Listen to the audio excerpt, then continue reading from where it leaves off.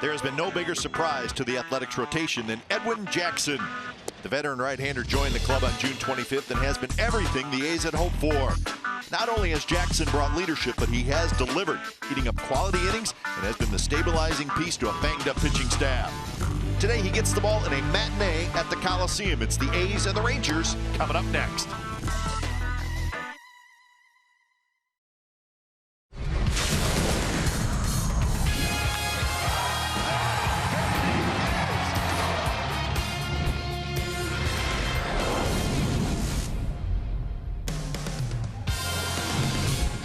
Well, Saturday afternoon baseball from the Coliseum. The A's are hot. They've won 4 out of their last 5. Today they'll send the veteran Edwin Jackson to the mound for Game 2 of the series. It's the A's and the Rangers coming up on NBC Sports California, powered by Xfinity. Good afternoon, everybody, and welcome to Oakland A's baseball. Along with Dallas Braden, I'm Glenn Kuiper. Where would the A's rotation be without Edwin Jackson? Dallas, today he makes his 14th start of the year, and really, he's only had a couple of bad starts for the A's this year. He has been a stabilizing force for the Oakland A's rotation, Kuip. There is no disputing that. But against the Texas Rangers, he has taken his lumps. 2 starts against the Rangers this year, an ERA just north of 9, but in the 11 other starts, he has been outstanding. 5-2, 2.06 ERA, and you're absolutely right. He has been the lighthouse for this A's rotation. Well, in a season of great storylines for the A's, we have another one. Ramon Laureano is becoming a big deal, and could he be the leadoff hitter the A's are looking for? I like where your head is at. The youngster laser Ramon Laureano has been a dynamic addition to this lineup, especially at the top. Look at those numbers, Kuip. 4 for 10 in the leadoff spot. He's also sporting an on-base percentage in that role north of 450, 455 to be exact. So you want to talk about a spark plug? The laser's edge is sharp at the top of the lineup. All right, so today the A's looking for their 86th win of the year as they continue to hunt down a playoff spot in the American League. Lots of happy faces at the ballpark today. Why not? Sunshine and A's baseball. It's all coming up right after this.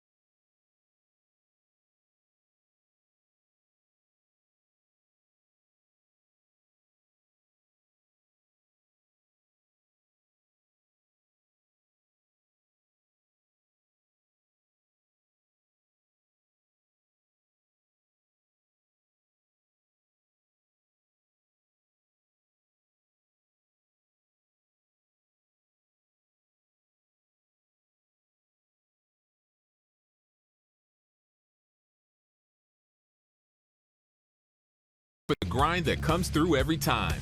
See your local Toyota dealer today. Toyota, let's go places. By Southwest Airlines. Low fares, no hidden fees. That's transparency. And by Jack in the Box. Try something different, like Jack's Teriyaki Bowls. Only at Jack in the Box for a limited time. Welcome back to the Coliseum. Edwin Jackson and the Athletics take the field wearing the dark green tops today with the home white pants. So the veteran Jackson will take on the Texas Rangers. Game time weather presented by the Santa Cruz Beach Boardwalk. The admission-free boardwalk is open this weekend. Beautiful day, 73 degrees. Nice weather with maybe a little touch of fall in the air, but boy, it feels good. Not a lot of breeze. So let's take a look at the lineup for the visiting Texas Rangers. And it starts with that guy, Shin-Soo Choo. He's going to be in the outfield today playing left field. Odor bats second place, second. Anderson short. Zara's in right. Beltre will DH today and he'll hit fifth. Profar gets the start at third. Joey Gallo's at first. He homered last night. And then it's Chirinos to catcher. Delino to Shields the center fielder. Veteran Edwin Jackson slated to make his 14th start on the season, third against the Rangers this year, looking to solve the Rubik's Cube that has been the Texas Rangers for him. Not a lot of success as of late. Coming off a nice bounce back outing against Seattle, however, 6 innings of one-run baseball. Looking to continue that trend here against the Rangers. Here's the defense for the Athletics. Pinder in left, Laureano in center, Piscotti in right, Chapman, Simeon, Lowry, and Canna third to first, with Jonathan Lucroy doing the catching. Well, we said it in the open of our show. Edwin Jackson has really just had a couple of bad starts this year, both against the Texas Rangers. It is a decent Rangers lineup. So we'll see if Jackson can take care of the Rangers today. He's swung the bats last night, won the game 8-4. So the first pitch of the game is a touch high to Shin-Soo Choo. Umpires today, that's Gabe Morales. He'll be behind the plate. DeJesus at first, Meals at second, Hickox at third. Jerry Meals is your crew chief. Shift is on for Choo. Chapman playing a shallow short. Well, I think something that we have to mention out of the gate is the familiarity between the Texas Rangers and Edwin Jackson. Choo hitting .364 in 33 at-bats against Edwin, so an arm he has seen in Choo. So 2-1 the count. Odor to follow, and then Elvis Andrus. And speaking of Andrus, another guy pretty familiar with Edwin Jackson along with Adrian Beltre. So speaking to some of the struggles that Edwin has experienced to get this lineup, something you have to think about is the familiarity.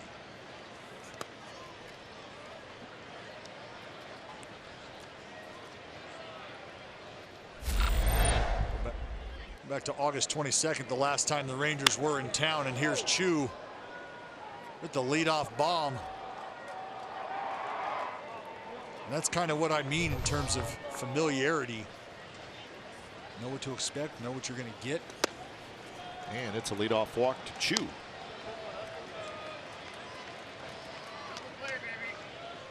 So man aboard, here's Rougned Odor.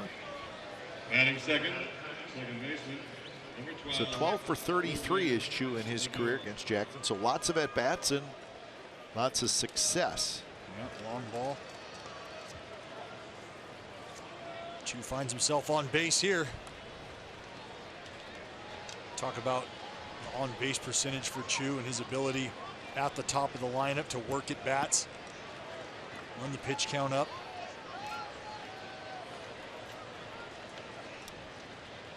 Odor hitting .265. A's keep the shift on for Odor. Pop-up foul.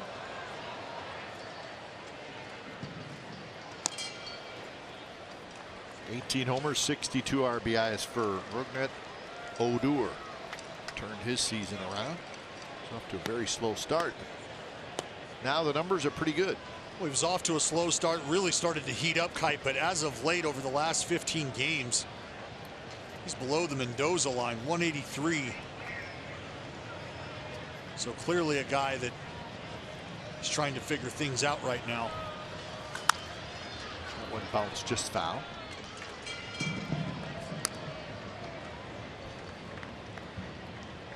Here's the splits for Odor. 239 before the All-Star break, 299 after the All-Star break. But as Dallas said, recently scuffling a little bit. 38 RBIs since the break. That's second. He's also scored 41 runs since the break. That's the high water mark across baseball. Tied for third in Jax with 12.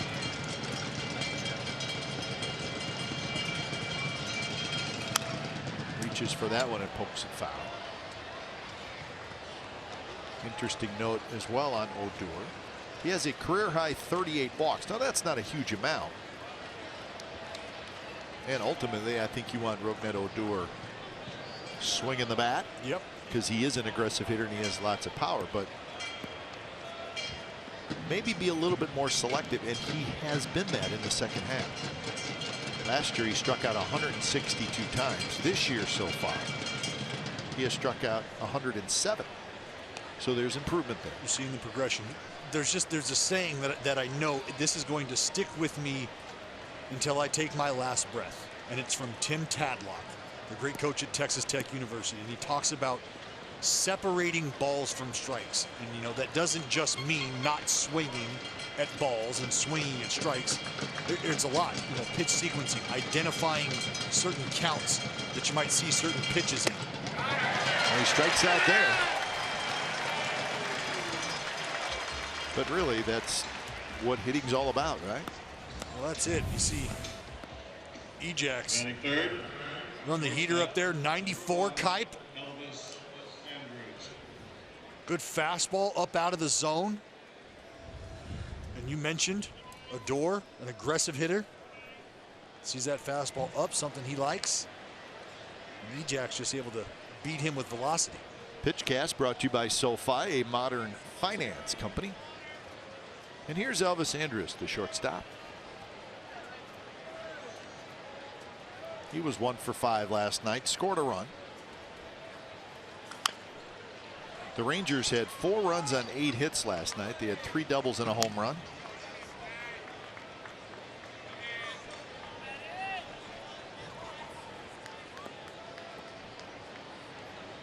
See the Rangers road record under Jeff Bannister, 29-37. They're 61-80 overall. Rangers are 24-37 against the AL West. They've never really been able to get rolling. They've had just 1 winning month this year. That was in June. They went 14-11, but they started out the season going 11-19 through the end of April, and all of a sudden you're 8 games under 500, and they have not been able to climb back anywhere near the 500 mark. And you hear it a lot. You can't win the division in the first month of the season, but you can certainly lose it. And I think that's an example of, you know, really hamstringing yourself. All of Brody Brazil, putting yourself right behind the 8 ball and just not being able to make up the ground. It's tough playing from behind. You know, you've got a long season ahead of you. Cued foul. It's kind of like run support for a starting pitcher. You understand eventually your team has to score to win the ball game if that's going to happen. So if you go out there and lay an egg, you know there's a lot of ball game left, but that season can shorten up on you quick. Well, looking at the standings on May 1st, the Rangers were 9 games out. I mean, that's, so there you go. You're a third of a month worth of games out of first place within the first month of the game or season, excuse me. Strike 3 called. Andrus knew it, 2 away. Well, and I'm picking up what Ajax is putting down right now. We're seeing him go hard late with the fastball in these at-bats. Scouting report's going to tell you he's going to try to cut you away, maybe even throw you a slider late in the AB. But here, and if we're being honest, he gets away with location here, but I think it's just a matter of being on a different page. Boy, lots of cutters. That's as many cutters as you'll see any pitcher throw. That's it. But you can see the fastball, not necessarily a pitch he's just showing, but it's a pitch that he's pitching off of in a different fashion. He doesn't throw a ton of strikes with the fastball. 63% fastball strike command. League average for context 66. So just a tick below, but showing that fastball up in the zone early, cutting the hands against the lefties.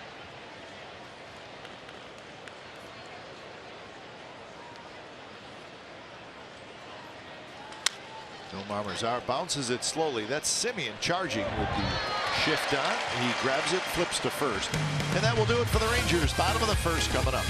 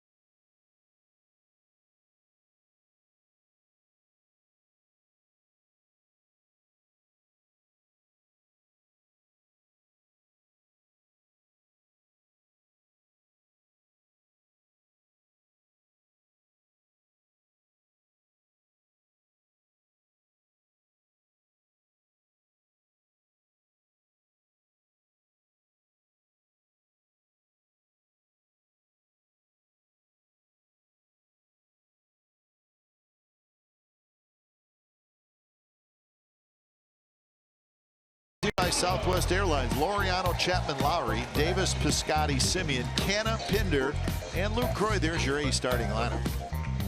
We'll be taking on the young southpaw, Yohander Mendez, making his third start of the season for the Texas Rangers. You see 3 games, 2 starts on the whole. Spent a lot of time throughout the minor league system for the Texas Rangers, all 3 levels. Well, he is still considered one of the top prospects for the Rangers.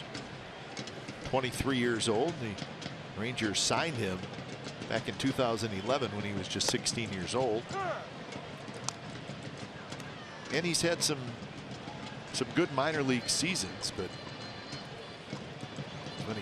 this year he actually was not very good in the minor leagues, which is interesting. He was 2-10. Yeah, a little bit of a stumble. Yeah. From Valencia, Venezuela, but a lot of talent, and again, just 23 years old.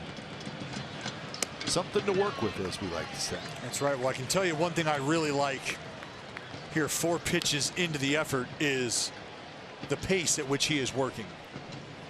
A get it and go type of guy. We'll see his repeatability over the course of the game. Good pitch there, and a count 3-2. But I like that, a guy who grabs the ball, gets it and goes, has an idea, has a game plan. I think Chirinos is probably playing a major role in that. I'm going to put the fingers down, you just let it go. And he got him swinging 93 miles an hour. So 1 away here in the bottom of the first. Well, today any 95-mile-per-hour fastball is our fast pitch, brought to you by Xfinity, the fastest Wi-Fi at home and on the go. Fastball slider. That's right. You get a look at the way he goes about his business. Southpaw Mendez, you're going to run it up there, 88 to 94 on the heater. Curveball anywhere from 77 to 82. Slider as well. Good changeup.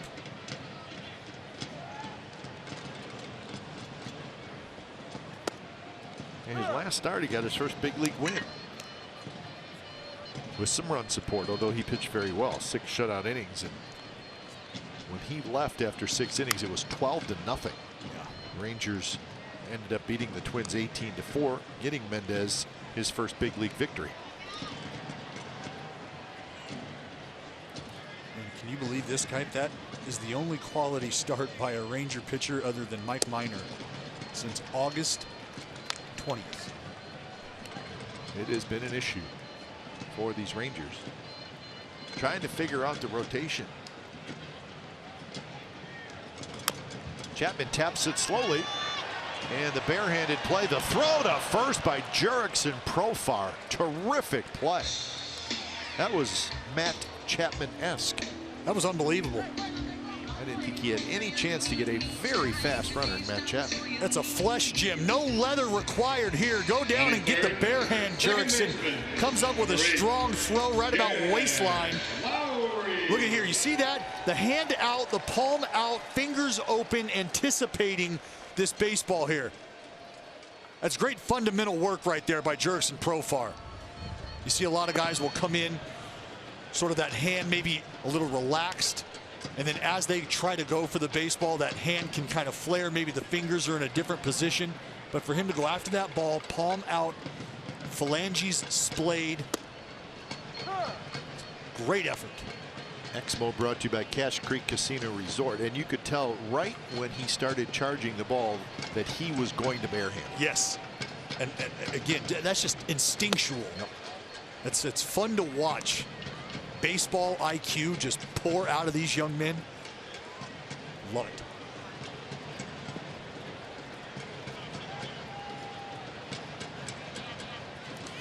Lowry with a good swing, fouls it straight back. Count even at 2-2. See, you can tell I'm barehanding it. Yeah, look, the hand will come out, boom, hand is out. Anticipate, I mean, just doesn't get any better than that. It really doesn't. And you made the point yesterday, Kite, does Jurickson Profar's ability throughout the diamond, across the diamond, does that open up any possibility for any sort of movement? Well, maybe third base. Don't know what's going to happen with Beltre, who's a free agent.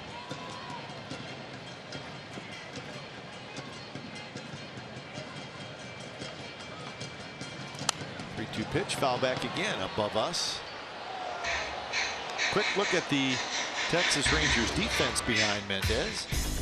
Chu, DeShields, and Mazzara in the outfield. We've seen Profar, Andrus, Odor, and Gallo, with Chirinos doing the catching.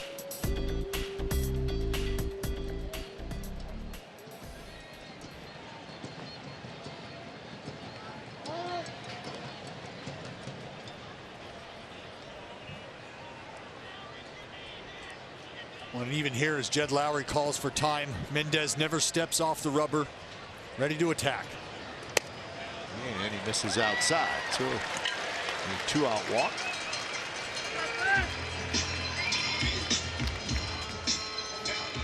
And here's Chris Davis.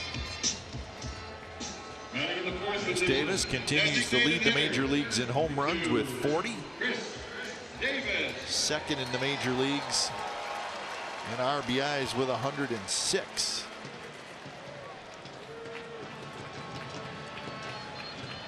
J.D. Martinez has 39 home runs. Jose Ramirez has 37. That's the home run numbers from the American League.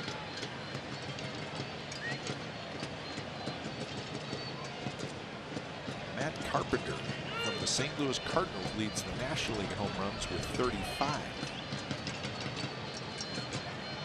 He went through a stretch where he was getting a homer every 10 minutes, it felt like. Those are American League ranks. Well, and there you see the man standing in the way of a potential triple crown for J.D. Martinez, the crusher.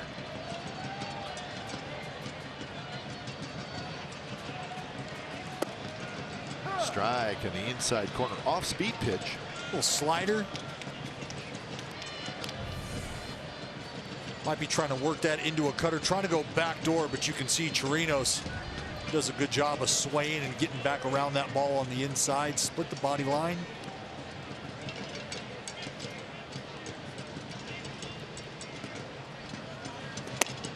little bit high. And you see Mendez works from the third base side of the rubber. He's got some good arm side run. And on that fastball inside, you see Chirino set up, tucked in the back pocket of Chris Davis, has his body angled back towards home plate. Get a good look at that again. Exact same setup. And that's in an effort to make sure that that happens right there. If you're going to miss, let's miss in off for effect, because we can work the slider in off of that pitch.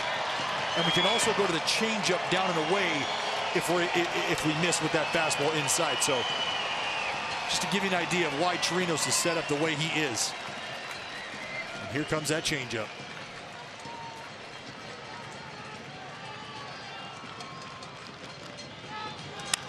And that one is belted left field, and that baby's gone.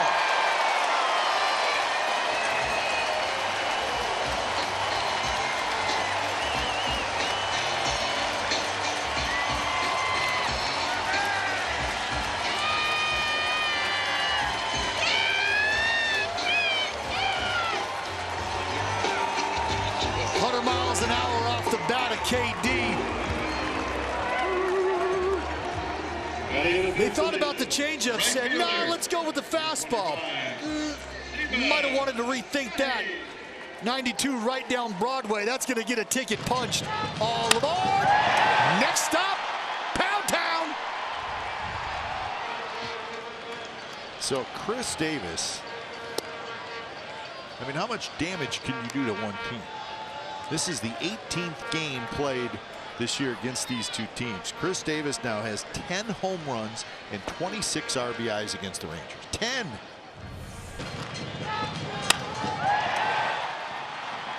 Made that look easy, didn't he? He makes them all look easy, all 41 of them.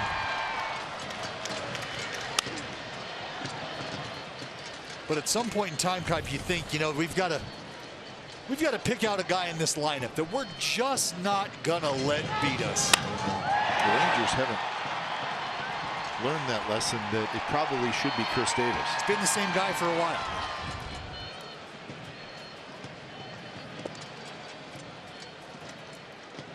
So Chris Davis now 41 home runs, 108 runs batted in.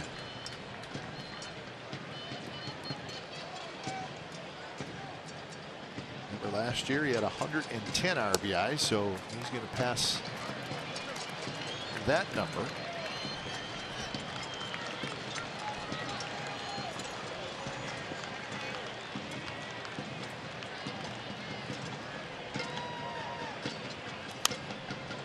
Fouled straight back by Stephen Piscotty. Most home runs in a season versus the Senators and the Rangers. Remember, the Rangers used to be the Senators. Mickey Mantle hit 11 in 1961. Good player. Chris Davis has hit 10 against these guys in 2 different seasons. High pop-up. That's going to be Odor, who makes the catch, and that will do it. Chris Davis, after a 2-out walk to Lowry, bombs away, and Davis homers for the 41st time.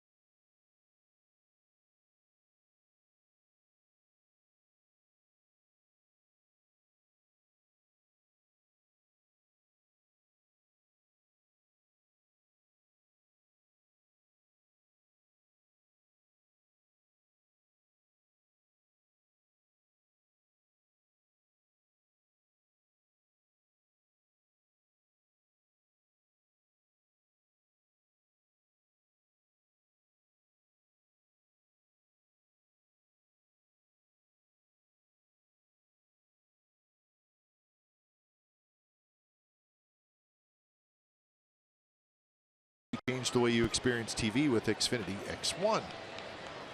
That ball sitting right there in that gentleman's lap, well, that is a home run ball, thanks to Chris Davis.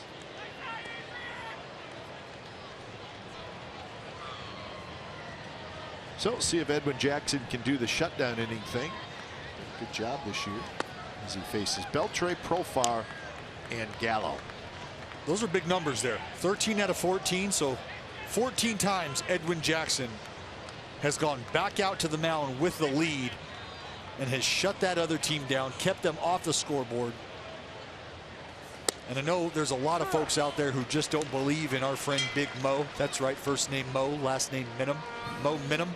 That's very real, very, very real, and it's work like that that allows you to build momentum at the beginning part of a ball game and carry it on throughout the finish.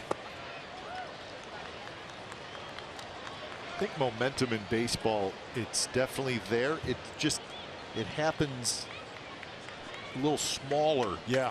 As opposed to like football where you can clearly see a swing. Oh, sure. Basketball. You know. Yeah, you go on a big run. Yep. And that one is ripped. Left field. And this is a 2-1 game. Adrian Beltre. Home run number 11. And it's 2-1. Oh, and Beltre was one of the individuals we mentioned that Edwin Jackson was going to have to navigate around carefully. Batting in the second position, third baseman, number 19. Some fastball at 93. Profile. Luke's setting up away, looking for this pitch away. Movement takes it back over the middle, and Beltre just not an individual you can afford to make mistakes to over hard of the plate and expect to live to fight another day. He does what he's been doing the better part of his career, Kite, crippling mistakes. That is career home run number 473. So he catches up to Carlos Delgado for 32 on the all-time home run list. Stargell and Musial are next. I would be fine even if I finished a couple home runs short of Stargell and Musial. You all right with that? Yeah, right. Take it. Take it home.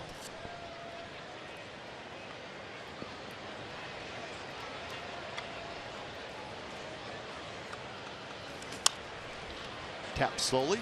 Lowry charges. He's got it. Profar is out. So one out here in the second inning after the Beltre home run. Batting in the seventh position, the first baseman, number 13. That home run by Jackson, that's the 10th that he has allowed in 75 innings. See the veteran passing along some knowledge to Elvis. Maybe talking about the pitch.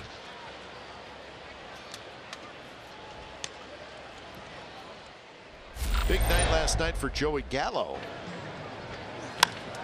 Yeah, rainmaker. This ball was in the clouds. And when it came down on the other side,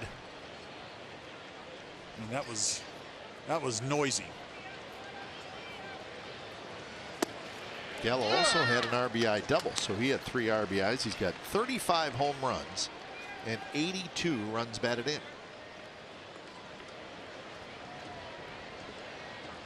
Gallo has 22 doubles. He's got a triple.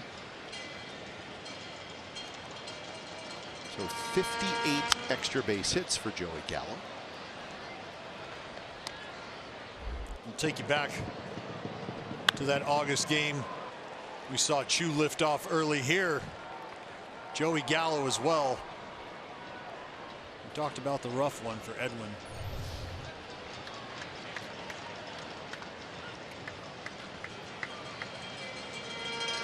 2 pitches in the dirt.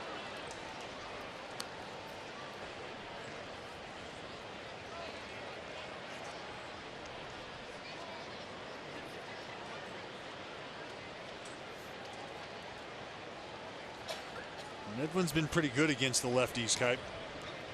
Got 5 in the lineup today. 196 average against the lefties.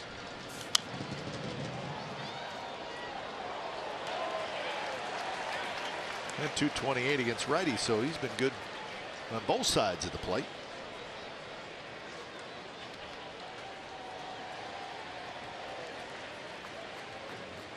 Joey Gallo, this is a guy right here you can expand with 2 strikes. Don't want to give him something to handle. And he chased in the dirt. So that's the 3rd strikeout for Edwin Jackson. A little slider. I'm going to start this thing off. Running in the 8th position. Want this thing middle but down. Yeah, his slider really doesn't move side to side very much. It's more of a downer. Well, it's not a huge sweeping breaker, if you will. It is more of that downward action. You see some guys, at times you can bounce those pitches middle as opposed to throwing those pitches with depth towards one side of the plate or the other. So you think about a right-handed Edwin Jackson trying to throw a slider towards the back foot of Joey Gallo. That would be on the inside part of the plate with depth, meaning deeper into the strike zone, not bouncing in front of the plate. Well, if you throw that pitch middle, now it looks in the middle of the zone, but it just never quite gets to home plate.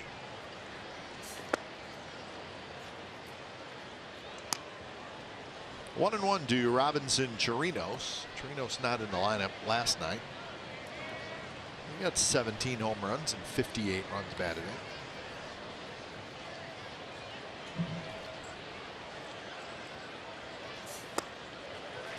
Chirinos, another one of those guys who has pretty good power, but strikes out a ton. He has 132 strikeouts and 323 at bat. So more than a third of the time he is punching out. I like to dial it up here.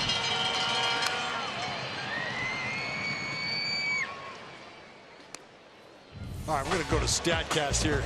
Get a breakdown on the long ball from Beltre. 105 off the crack of the bat. 25-degree launch angle. 424 feet away out into left field. Not cheap. StatCast AI is powered by AWS. Blocked again by Luke Croy to even the count at 2-2. So Beltre has 40 career home runs against the Athletics, so that's a very high number. We're talking about the damage Chris Davis does against the Rangers. The difference is Davis has done it in 3 years. Yeah.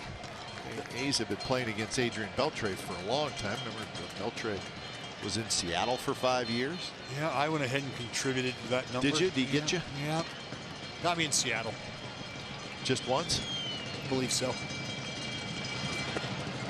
You sure? Yep. I mean, we could check. Yeah. Because I think he may have got you twice.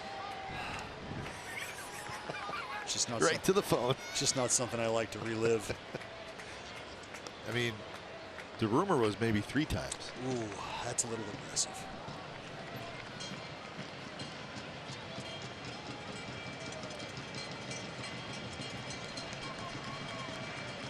Three and 2 to Chirinos.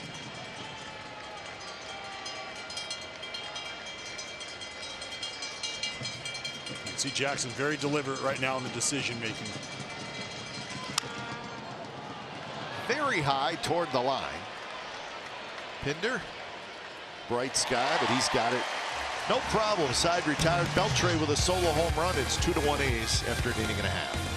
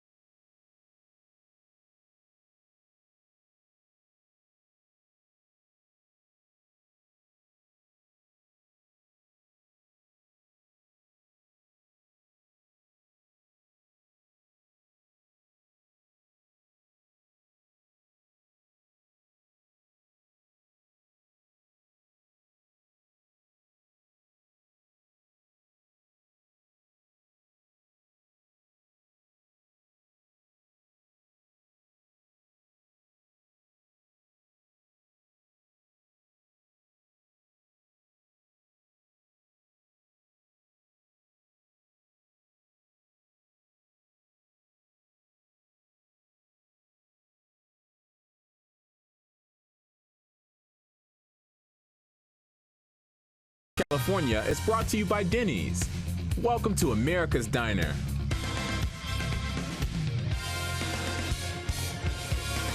So a couple of home runs. The A's got a 2-run shot from Chris Davis. The Rangers got a solo shot from Beltre.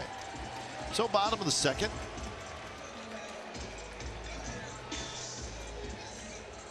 A's are 85 and 57 on the season. Astros and the Red Sox are just underway, so we'll keep a close eye on that one. 3.5 game lead for the Astros over the A's in the AL West. Is that a Charlie Morton, Eduardo Rodriguez matchup? That's exactly what the matchup is at Fenway Park. Astros and the Red Sox. So game number 143 for the Athletics. These are 44 and 29 at home. They're 11 and 6 against the Rangers, and they're 31 and 34 against the West. And that last number is the one that, let's get them over 500. You'd really like to finish the season above the 500 mark. You're correct. Well, you got the Mariners and the Angels yet.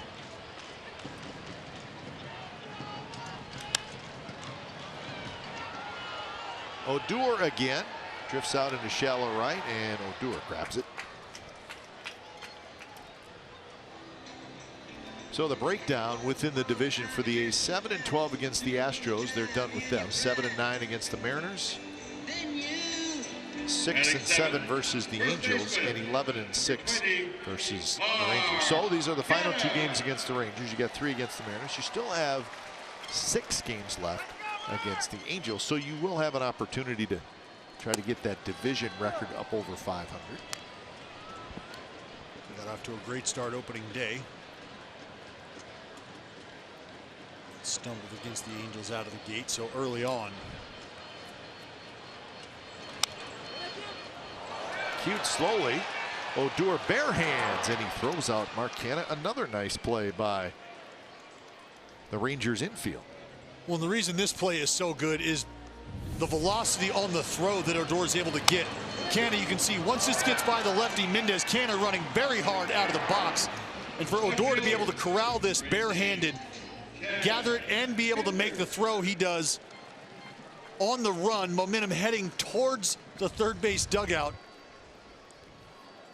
I mean, folks, I know that looks easy, and you probably expected that play to be made to an extent, but that's just not something that you pencil in as your 4-3. Like, that is, it's an exceptional play. Pinder drives into center. DeShields hustling back, and Delino DeShields tracks it down. That's a nice play. So Yonder Mendez has a 3-up, 3-down inning, and we are moving to the third at the Coliseum. 2-1 A's lead.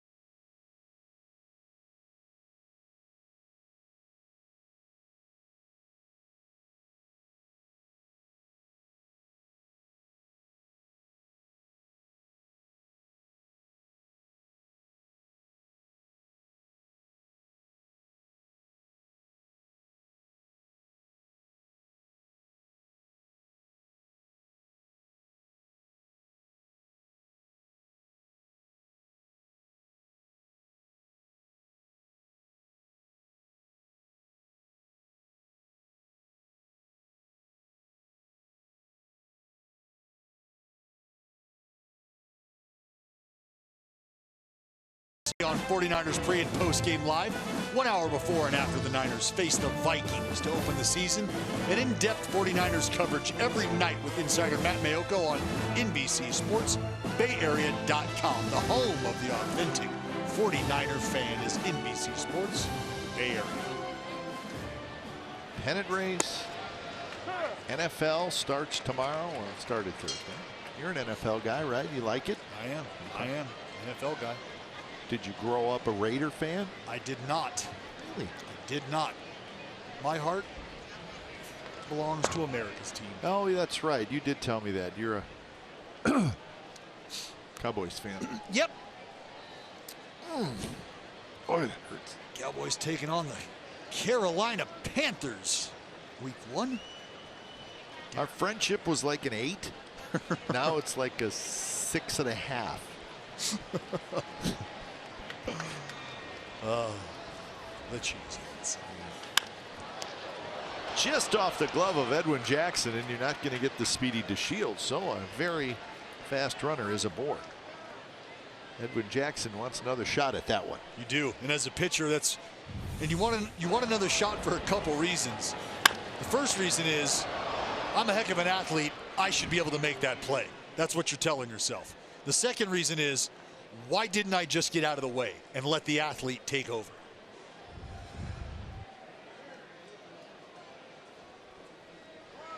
He's got an opportunity here. Ground ball. Might be able to get 2 for 1. Couple speedy runners, though. Yeah, keep a very close eye on DeShields. He's a good base stealer. He's 18 for 21 in stolen base attempts. Well, you're right, Kipe. If you take a look at DeShields here, he's going to get out to that cut of the grass somewhere in that 11, 12-foot range. Right here, he's at about 10. That cut of the grass splitting his body line. When Jackson comes set, he'll gain some more ground. There you go. Chu takes up and away. That speed doesn't just translate on the base pass, folks. You saw DeShields run this ball down out in center with ease. It ain't that easy, I promise.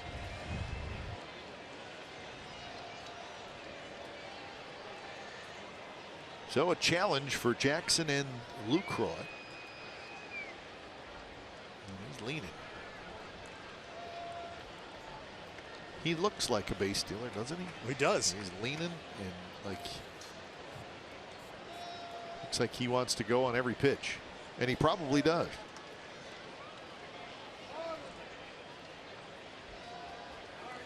Missed again, 2-0.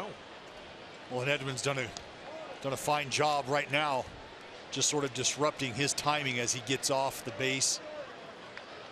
See Edwin hold the ball, step off, and the next time around got his sign, got the ball set, delivered quickly. Might be another hold scenario.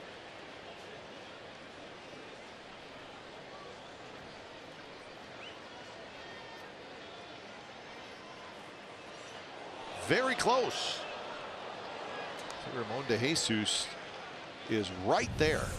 Well, and again, this serves 2 purposes. One, there are outs to be had other than at home plate. I say that a lot. But 2, you've now sort of started to cement his feet over there at first base, giving you an opportunity to get a ground ball and maybe actually turn that double play. And that one misses. Now it's 3-0. Well, you don't like to think this because Jackson's a veteran guy, but could DeShields be distracting him a little bit? Just a touch, right? You're trying to keep that double play in order. You know you've got a guy who likes to steal 90 feet when he can. Pretty good at it. And he's got a big lead. And that's a base hit. A 3-0 pitch is looped into left field.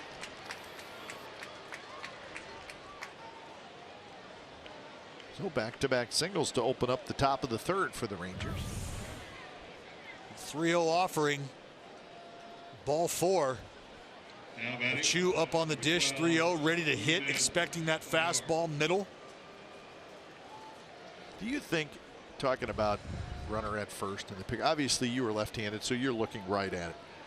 But for a right-handed pitcher in the stretch, you know, looking back, keeping an eye on the runner, can he clearly see how big of a lead the runner has? Obviously, a left-handed pitcher can't because he's staring right at it. Right-hander's looking over his shoulder. I mean, it's really all dependent on how that pitcher is coming set, but you're looking at him out of your peripheral. And that one to the backstop. It trickles toward the on-deck circle, and now it's second and third and nobody out.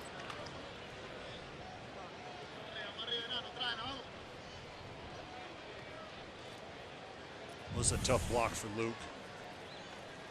He's expecting this ball away, and he's got to reach all the way back across his body line. This actually hits off Gabe Morales. Home plate umpire kicks over to the first base side.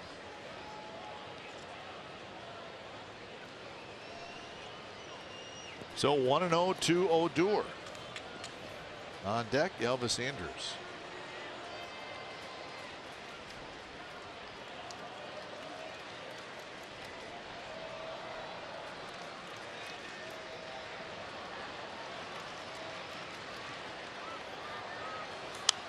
Odor with a mighty swing.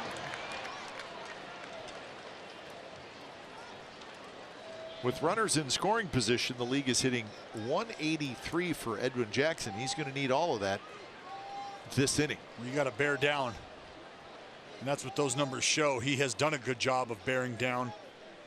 And something else to think about, he's got a 152 BABIP versus lefties over the last month. That's batting average on balls in play. So basically, what's your batting average? When the left-handed hitter puts the ball in play, what sort of success is he having? Not very much. 152. Is that a shooty? Should we call that a shooty? A BABIP? Shooty BABIP. Shooty's in the house. Odor struck out in the first.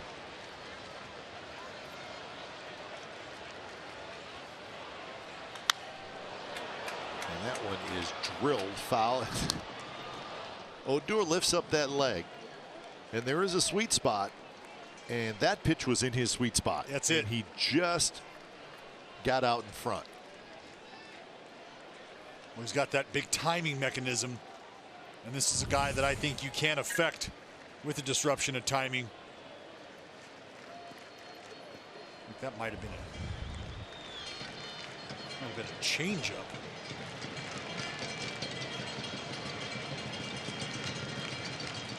Rare changeup from Edwin Jackson.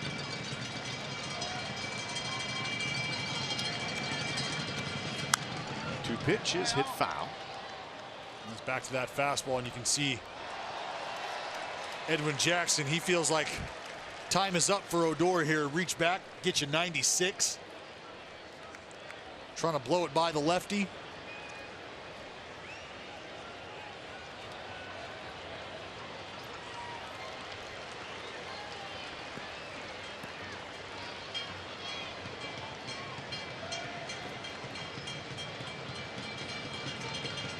The Shields at third, Chu at second.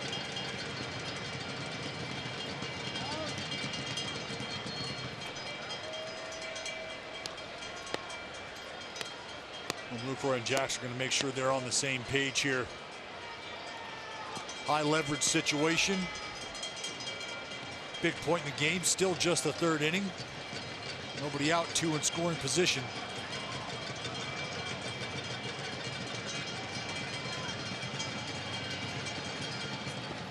And that one in the dirt, blocked nicely by Lucroy. Well, this means so much more than just keeping the ball in front. From a pitcher's perspective, it's the confidence with two strikes, runners in scoring position, nobody out. Feel free to bury that breaking ball, Edwin. Jonathan Lucroy has got your back, and that's the message that sends. You can expand with two. Trust me, I'll keep it in front.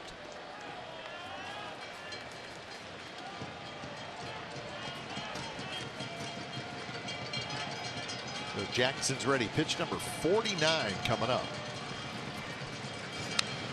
Foul back Fastball away. Odor will chase out there. Well, we saw him chase up early the first time around, right? Fastball up and out. Edwin Jackson was able to beat him with some velocity, 93, 94 miles an hour. You've seen him tap into the 96 bucket.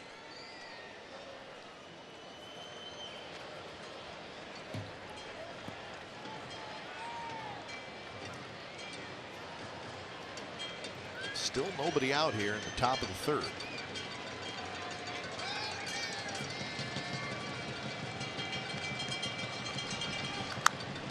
That one bounced just foul, rolling down toward the Rangers bullpen. It's a nice little battle going on here between the lefty Odor and Jackson.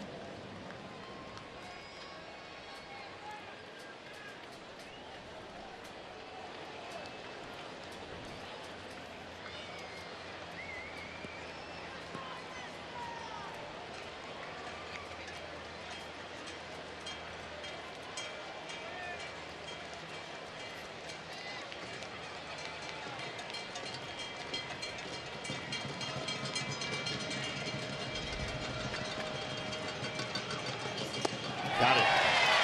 Up and away. And Odor strikes out for the second time. Go back to that money spot, and that's exactly what they did. You know Odor's an aggressive guy. Runners in scoring position. He's looking to do a job. Get a fastball up. You feel like it's something you can handle. You know, one thing about a high leg kick like that is you have to get the timing right where the leg is down, but it needs to get down where you still have enough time to swing. Well, that's it. You hear folks say it a lot. Get the foot down. Yeah. Or be on time. It almost looked like when you watched that Odor swing is he was late getting his foot down, and then he had to speed up his swing, which that's no good. Well, if you have no foundation underneath you, it's really hard to start anything in the game of baseball. Start a swing, start a throw, you just can't do it. 0-1 to Elvis Andrus. He struck out looking. Andrus a little different deal. He's a tough guy to strike out. But now he's behind in the count 0-2.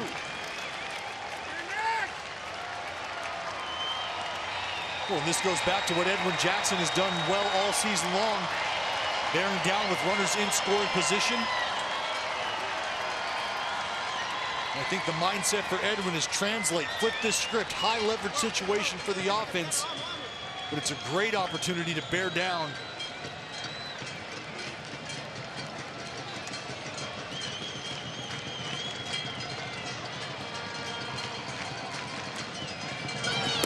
Two pitch runs inside, so that's a pretty good pitch. Opens up a few other things.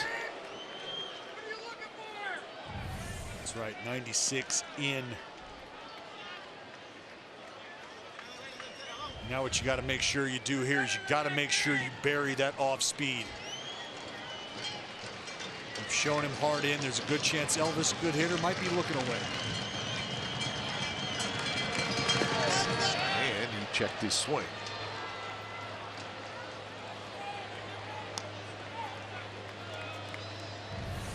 Well, you've got the information you're looking for now. You can see Elvis with the foot down early.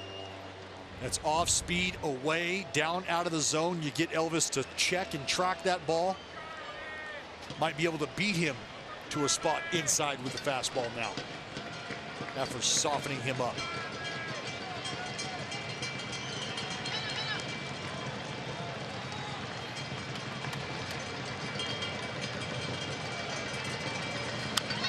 That one bounced foul, so Jackson came in. Back and forth, Yep. back and forth. I tell you, that ball chased him inside. And you can see even in his practice swings, Elvis trying to keep his hands inside the baseball. So it could be a matter here, 2-2. You try to run him in even farther, chase him in even farther, see if you can get the offering. If not, go back to the well. Breaking ball away.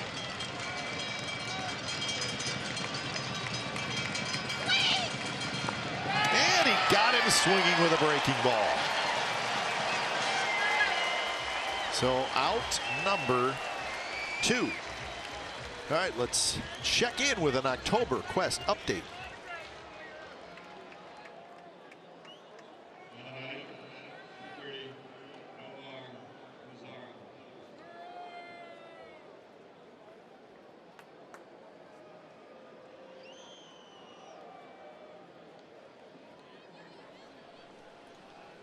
All right, so that game top of the 3rd, and we'll keep an eye on it all afternoon. Astros are hot.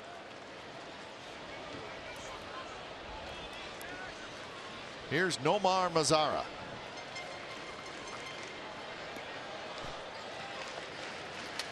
Mazara grounded out with the shift on to the right side in the first inning. Swing and a miss. We mentioned it last night. The Texas Rangers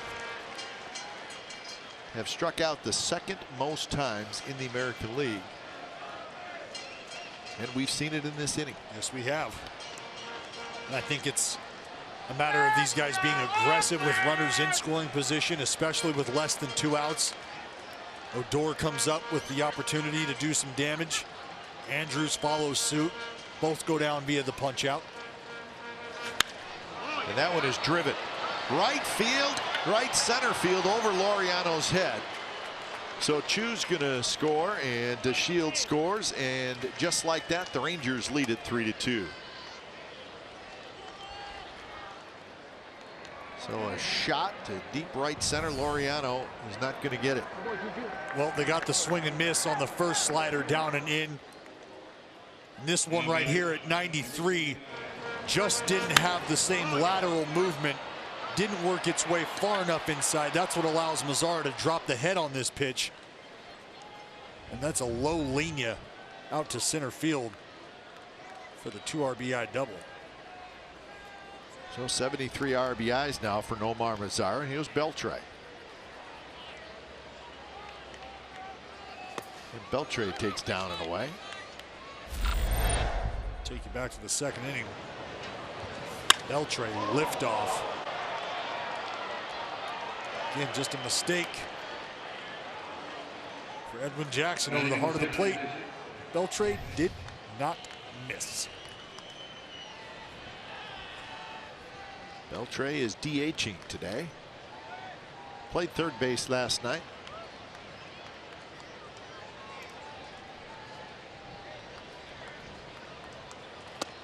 Inside, and now it's 2-0.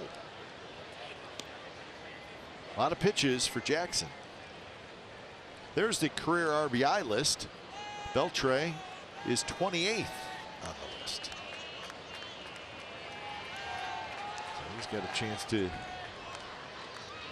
move up, maybe get to Reggie. Oh yeah, he's got some pretty big names just ahead of him.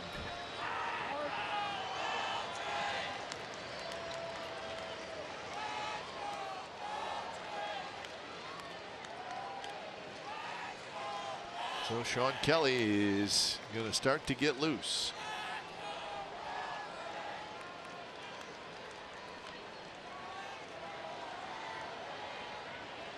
To Beltre. And it's called the ball, even though it was a strike. Also looked like it may have been a cross-up. Something wasn't quite right. Might have been expecting some cut on this. You can see Luke drop down. But, you know, we just saw a cutter at 93 that Mazara hit out to center field, and it might have been a matter of Edwin just throwing through the movement, possibly.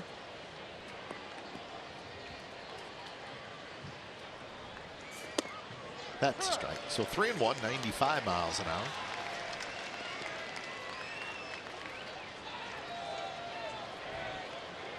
And 63 pitches right now for Edwin Jackson, who was able to get through 6 innings in Seattle last time around with 77.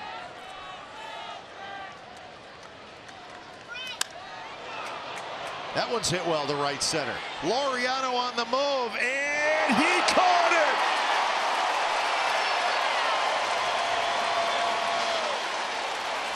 The human highlight reel does it again. Ramon Laureano saves a run with a sensational catch right up against the wall.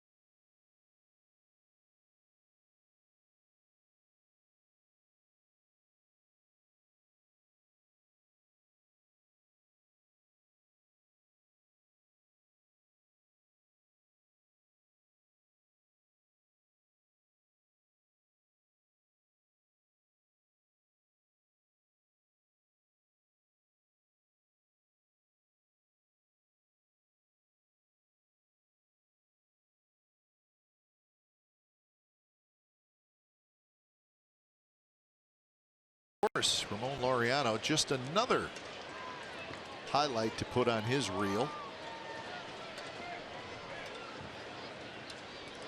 Quite a play. Braced himself with what looked like his left leg. Left leg up against the wall. The angle that his glove was at, that he goes to catch that ball, and that's understanding he's got that impact of the wall coming. Just a incredible play all around. Here's the numbers for StatCast. Sprint speed 26 feet per second, distance covered 101 feet, and it's a coin flip on the catch.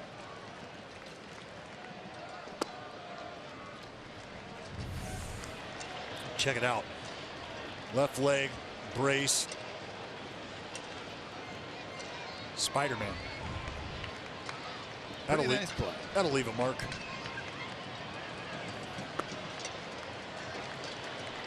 Watch that left leg. Little Ken Griffey Jr. action, huh? A little bit. Man. Thank you. Thank you. Yep. Thank you very much. Been there, done that. Little pop-up, hustling over his Gallo, and he's not going to quite get there.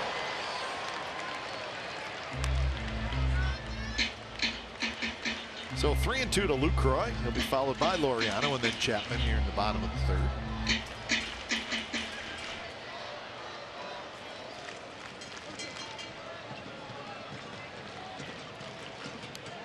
Luke Croy hitting .241 with 3 home runs. Got 45 runs batted in. Throw in 20 doubles for Luke Croy.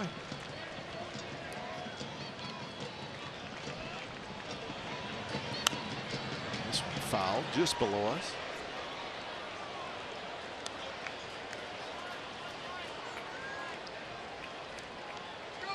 Chris Davis with a 2-run homer in the first inning against this young left-hander Yohander Mendez.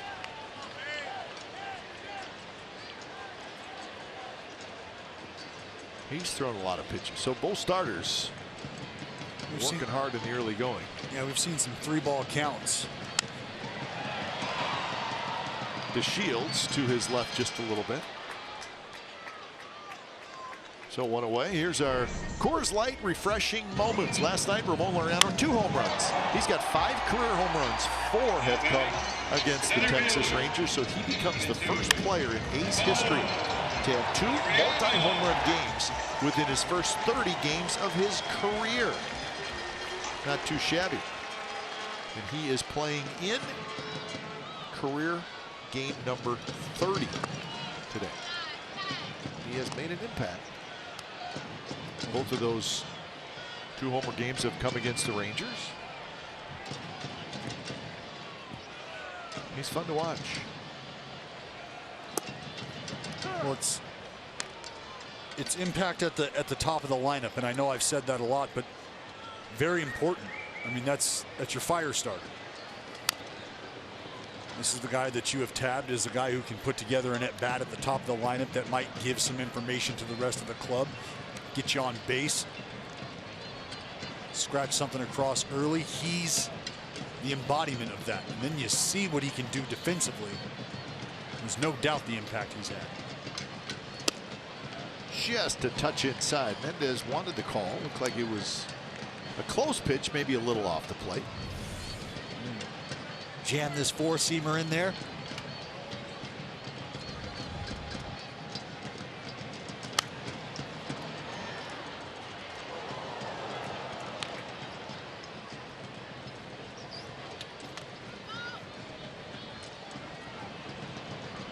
Yeah, it didn't take us long to realize that Laureano was a well above average defender. No, not long at all.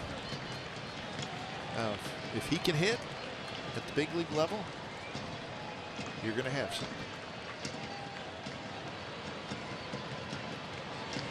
So far, he has showed us that we think he can. Tough pitch there. Good changeup and good location on the changeup. Well, that's it. It's well located. 3-2. Borderline strike as it is, but good arm speed from the lefty Mendez. 26, third baseman, Matt Chapman.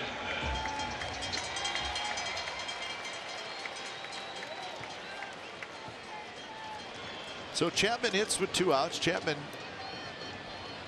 had an infield hit taken away from him by Jurickson Profar, who made a nice play charge again, barehanding and throwing to first.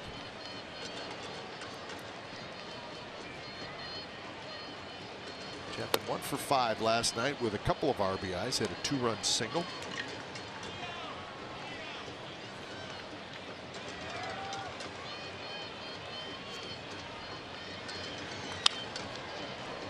Hit hard but foul. Nice backhanded play down there. Good way, Ben. Ben's pretty smooth. He himself has made strides this year. Well, and he's playing September baseball for the first time. Yep. It matters. Those late season reps in you. Maybe a little bit tired, but 20 in a row for him. 3-2 now to Chapman. Just a challenge fastball from Mendez.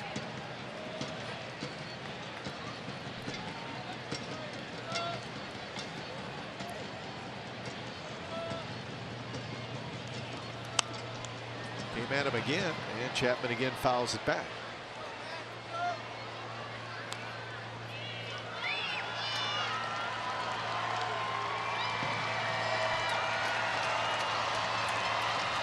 We are going to see a fair amount of both the bullpens today, I think. Yep. Fair point. Fastball away, and again a foul ball.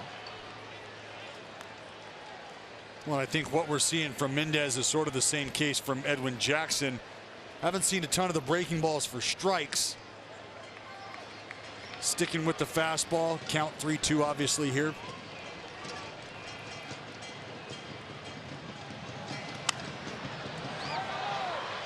Profar down near the bullpen, and then Andrus, and it's going to be the shortstop who dropped it. Andrus called off Profar right at the last second, and that was the right thing to do. It was his play. He just dropped it, and it's going to be an error. When that ball starts to tail back, you can see Profar underneath it initially. But Elvis making the call.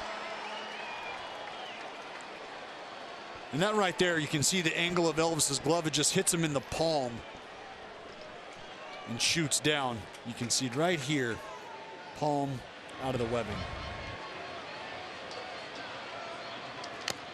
And Chapman chases that high changeup. Side retired. So a couple of strikeouts for Mendez. 3-2 Rangers after 3.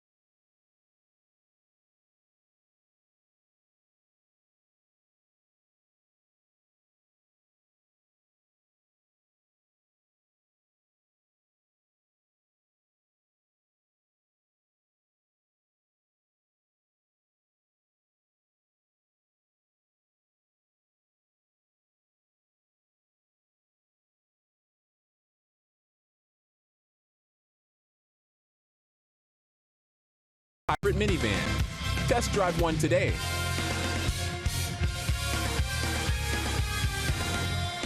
So it's the 4th inning. Edwin Jackson, who had a long 3rd inning. See if he can get back to work here in the 4th. He'll face Profar, Gallo, and Chirinos.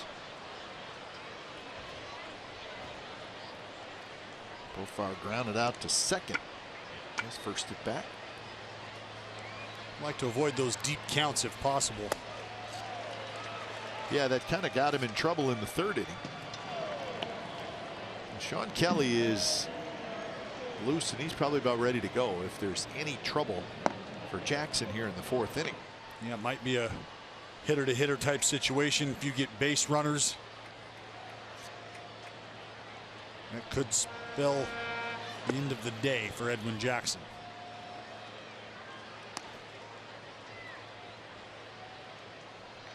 Jackson walked the first hitter of the game, but then got out of that. Gave up a leadoff homer to Beltre in the 2nd, and then gave up 2 runs on 3 hits in the 3rd. So looking for an easy inning. And that one is hit to right, and that's hit deep, and that is gone. Way out of here for Jurickson Profar. That's his 16th home run of the year. And now it's 4-2 Rangers.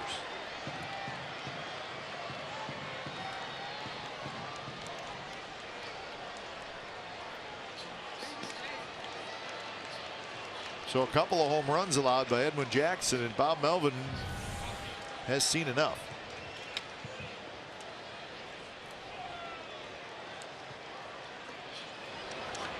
Fastball middle for Profar. And don't let the slight frame fool you. It's the big leagues, folks. All right, so when it's time for change, think Speedy Oil Change and Auto Service. It's your trusted oil change, tune-up, and smog experts.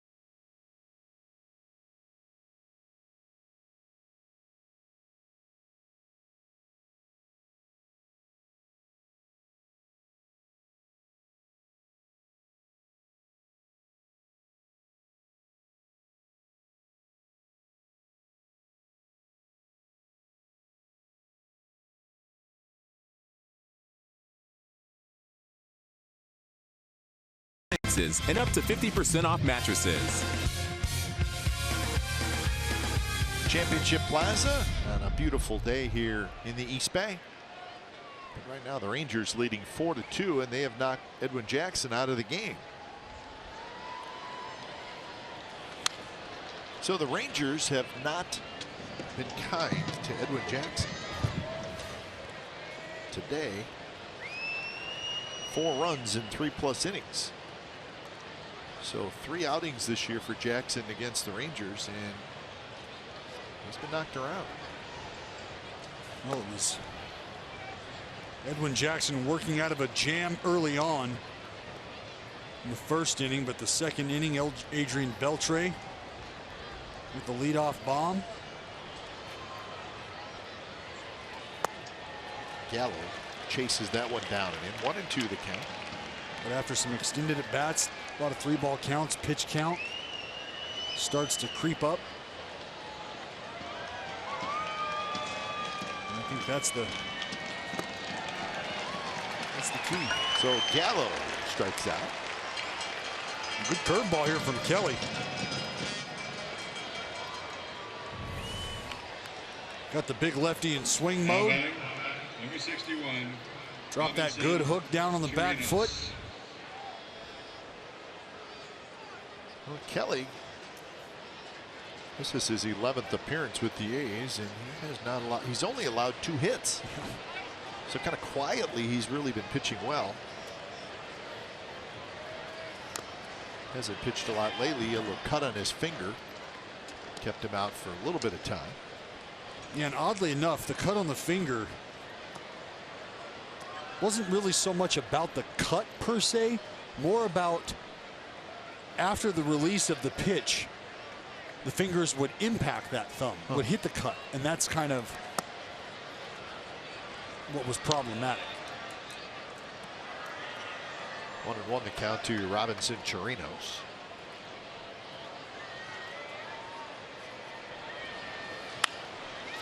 Line drive. Chapman grabs it 2 away.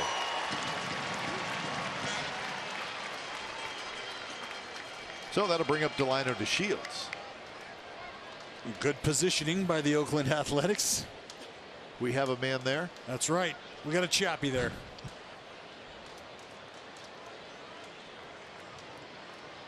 Now batting, number 3, Delino DeShields.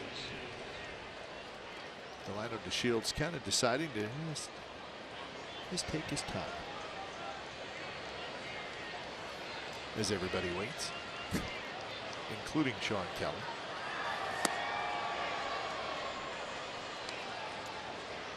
DeShields singled and scored in the 3rd inning.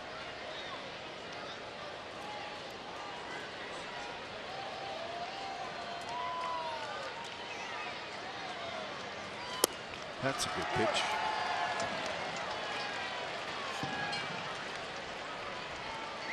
Yankees and the Mariners will play tonight. It'll be Lynn and Hernandez. Last night the Yankees shut out the Mariners 4-0. So that just pushed the Mariners another game behind the Athletics. So they are now 6.5 back.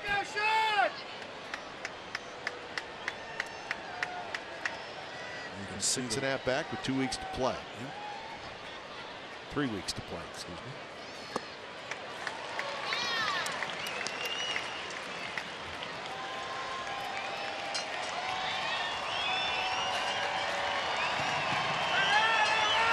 To the count to DeShields.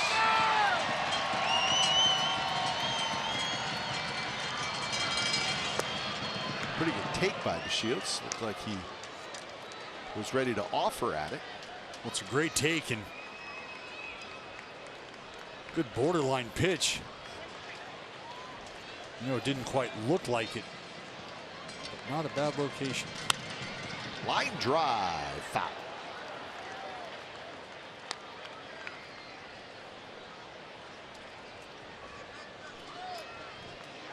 Not a whole lot of room in either bullpen as you look down to the Rangers pen and the A's pen. Nope, you gotta call and make a reservation. Yes, you do. Only so many seats available.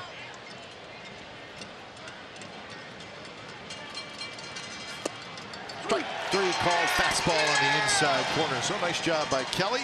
Profile with a home run, 4-2 as we go to the bottom of the fourth.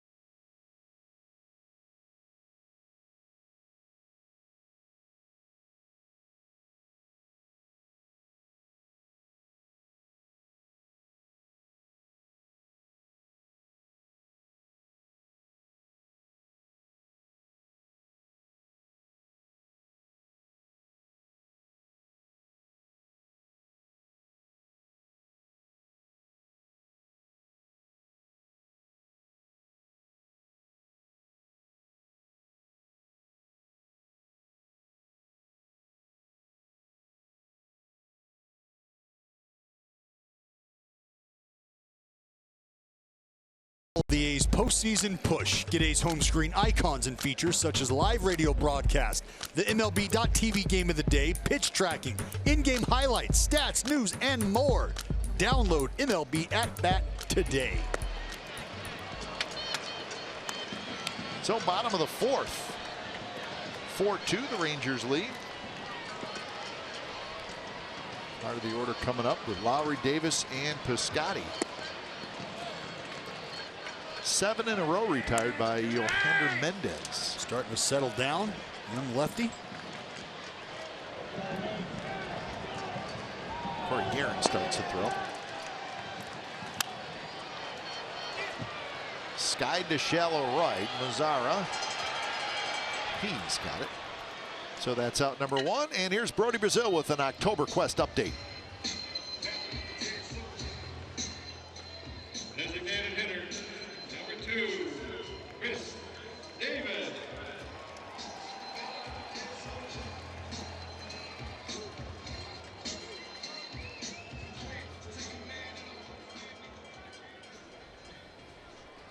All right, so 4-1 now. The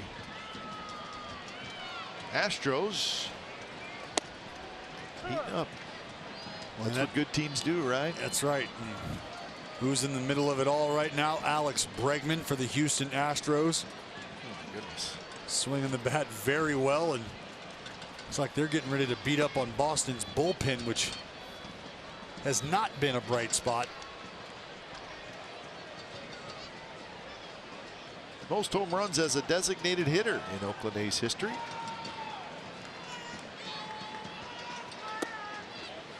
So Chris Davis, a couple of home runs as a non-designated hitter, has played out in left field. He's done that just a couple of times this year. 06, that was the year that saw the big hurt reemerge. Yes, he did. That was a good A's team. Nick Swisher had a great year. Milton Bradley had a nice season. So Chris Davis with a 1-out walk, so that's a good start. Let's take a look at number 41 here. Fastball, middle, fastball hunter. Look at that, fluff the locks. Standard stuff.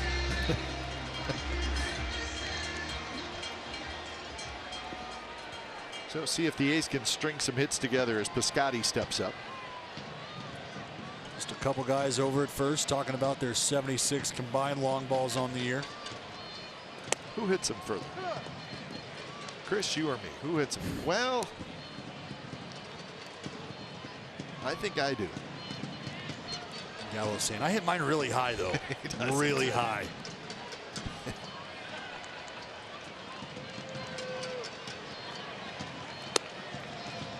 One and one to Piscotty, who popped out to second back in the first inning. You can see Mendez just having a little trouble finishing his pitches. We talked about him starting to settle down, and that's kind of what we had seen. Finishing things out in front. Sort of see him standing up at release at times. A little better job there. Finishing that breaking ball down and into the righty, Piscotty.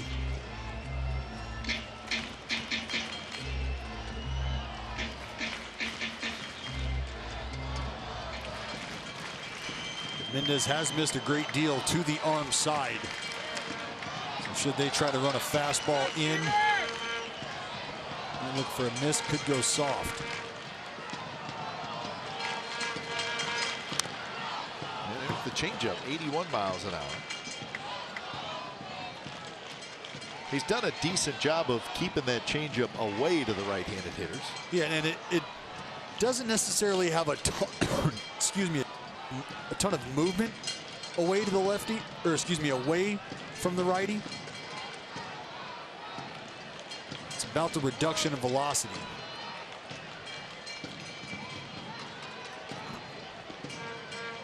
And what the A's are waiting for is one to leak back over the middle of the plate.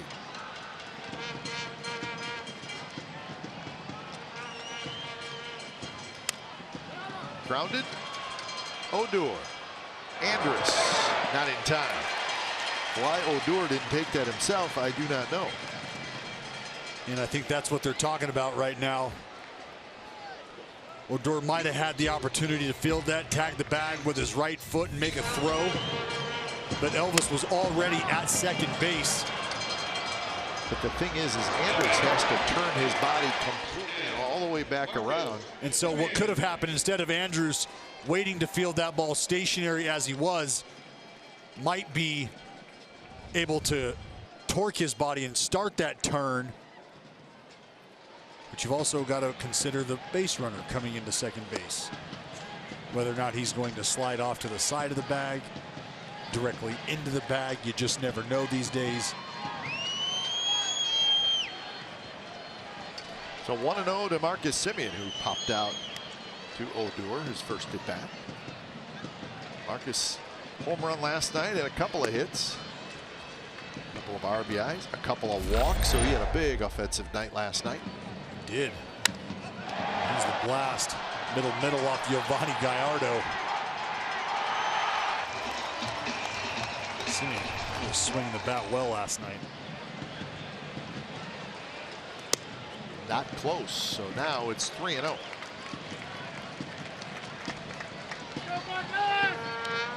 And I think as you watch Mendez here, you can see some of the misses for him at times can be egregious. Talk about honing your cone or refining your misses, narrowing that margin. And that one nowhere near, and Semien not happy as he flips the bat. Mendez staring at him. Ball. I don't believe it hit him. It was a 3-0 pitch.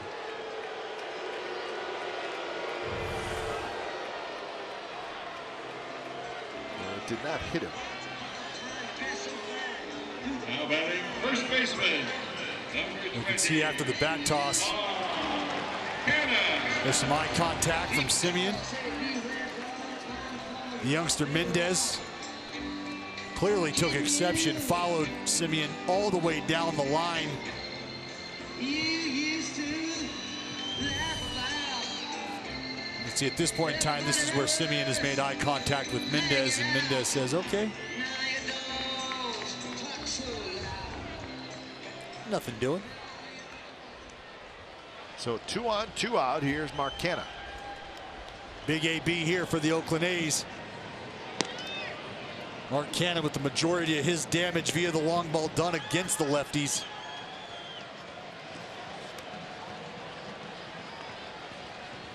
First pitch to Canna. He is outside.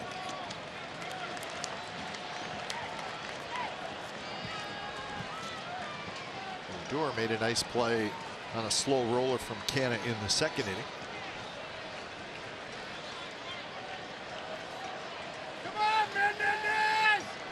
And 277 against the lefties. 12 long balls. And right now Mendez not sure where to go. Inside, outside, he's missing with everything.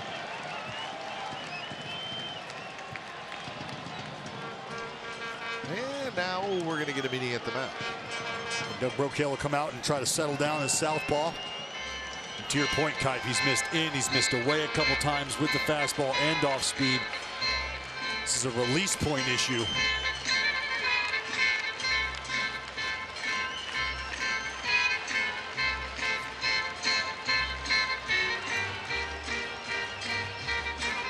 There are times when guys struggle like this.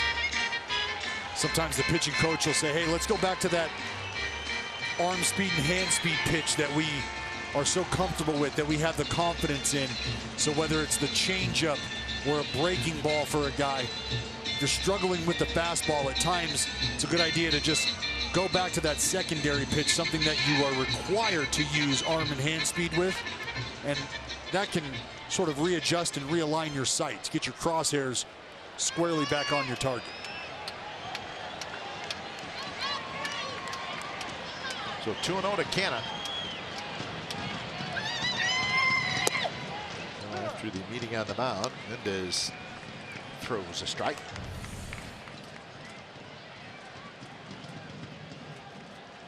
You can see he's asking him, what'd you say?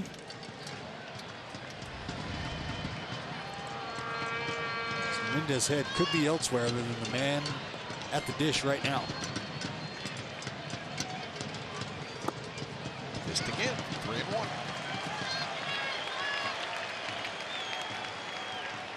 And just that little interaction there, I have to believe now that whatever it was between he and Marcus Semien isn't something he was able to just readily get rid of.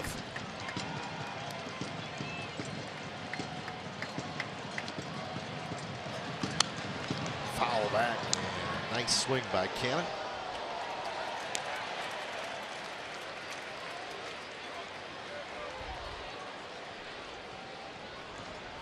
So the count is full. The runners, that's Piscotty at second, Semien at first.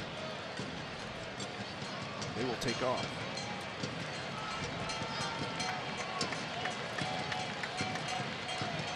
Three-two, two out. They go soft away. Like to see Canna punch this up into that alley in right center. Get the windmill going. So another good swing by Canna. Looks like, just by the looks of his swings, he's seeing it pretty good from Mendez.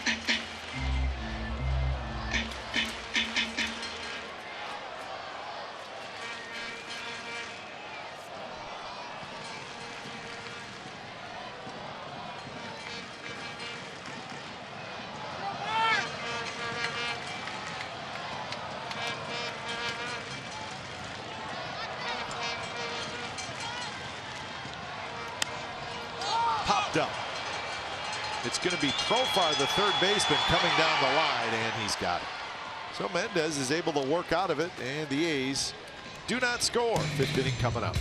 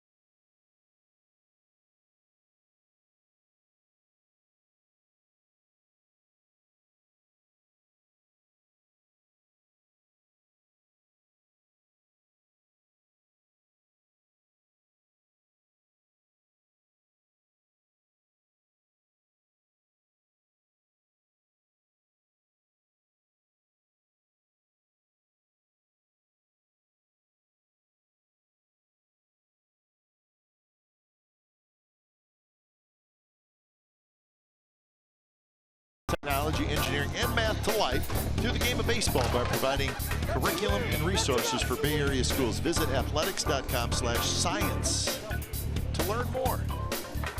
Whoa. Look at the professor. Look at him. I was sciencing my face off. Sciencing my face off. 4-2, top of the 5th inning.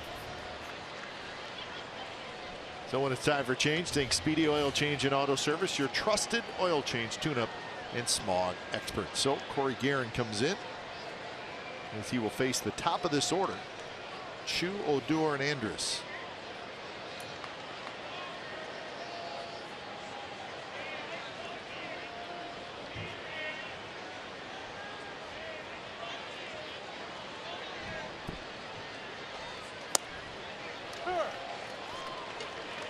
Well, out of the bullpen, you've got a job to do. One of those is to come in spinning. And what do I mean by that? Kite, come in throwing the breaking ball for strikes.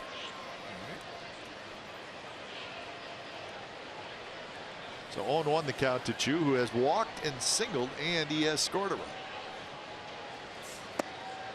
Just a touch outside, ball moving away from Chu.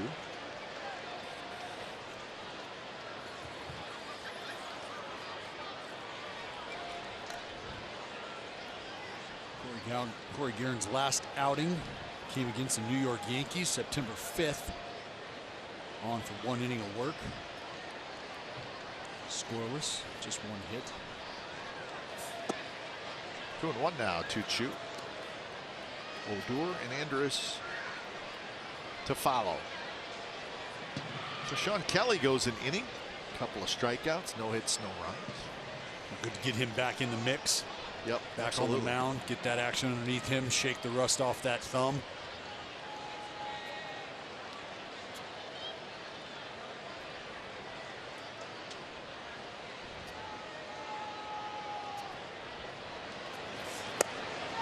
Well, I think, Dallas, if the A's continue to do the bullpenning occasionally, I think Sean Kelly becomes an important part of that. He does, and he becomes somebody that I could very easily see opening a ball game. Absolutely. He's also somebody I could see sort of bridging the gap to the bridge to the back end of the bullpen, if that makes sense.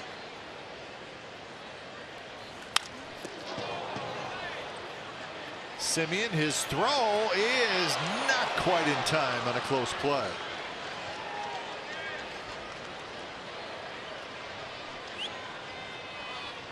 Good effort by Marcus Simeon.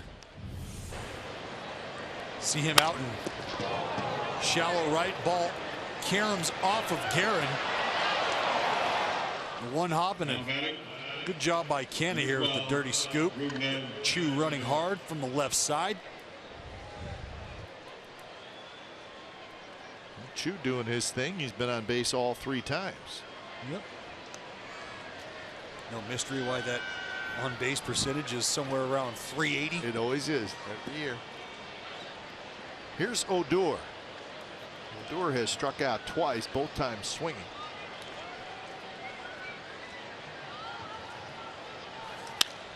And that one is drilled toward the gap. That's trouble. Laureano is able to cut it off. And the Rangers are going to have second and third. Nice play by Laureano. If he doesn't cut that off, it's going to be a run. Oh, no doubt. No doubt about it. And these are the things that don't show up in the scorebook. Fastball down and away. But you are absolutely correct, Kite. If he does not cut this ball off, this ball bounces around at the base of the wall. Chu scores easily, and you never know. Odor might take a chance. But instead, you've got runners on second and third. Nobody out. Still an opportunity to minimize the damage here for Corey Guerin. So Elvis Andrus steps up. Infield comes in. Not all the way in. Strike.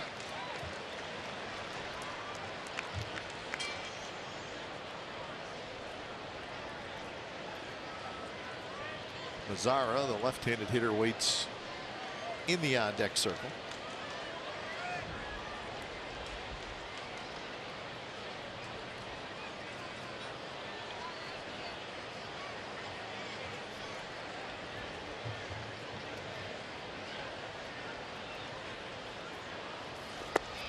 little bit low.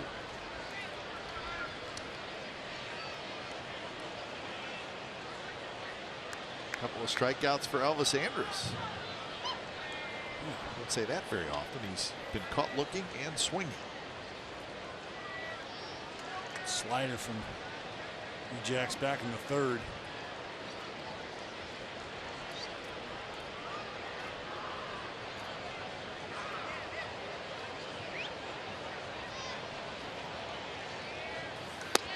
Good pitch there right on the outside corner.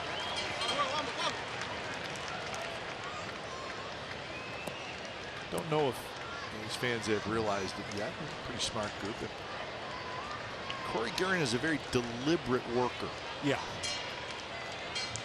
Not a ton of wasted movement. So you got to kind of hang with that.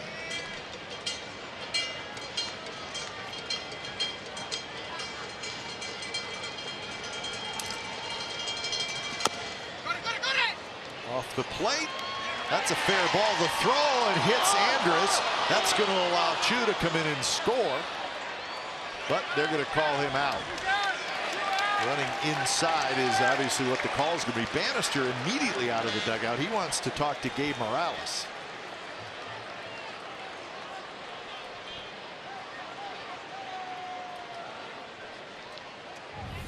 So let's see. We'll get a good look right here. You just see where Elvis is. He's on the inside part of the baseline. Still on the inside part of the baseline. Wears it in the back while inside part of the baseline. That's Elvis Andrus is out.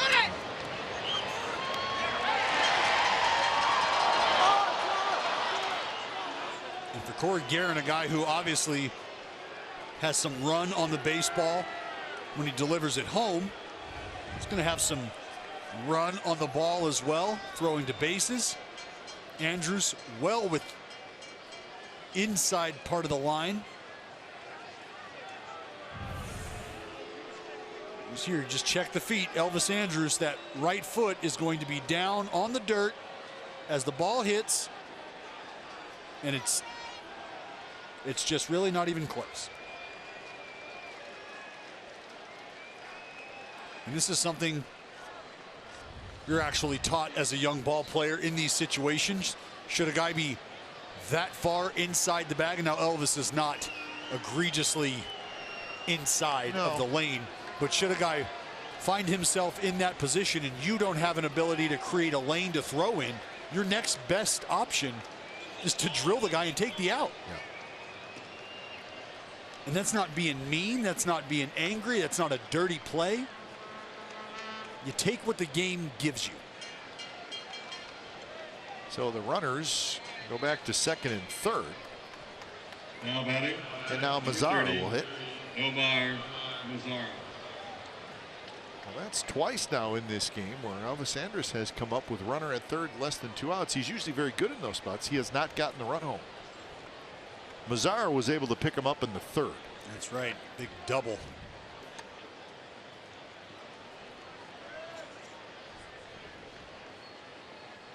Mazzara now with 73 RBIs. So another big opportunity here.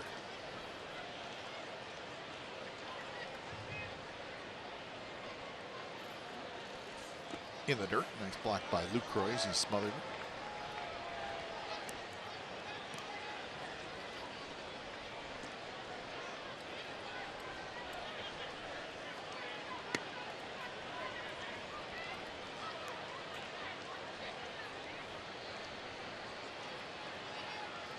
Outfield straight away for Mazzara. We've seen him easily drive the ball to left center field. Does a pretty good job going the other way. He's got juice to all fields. Swing and a miss, 1-1.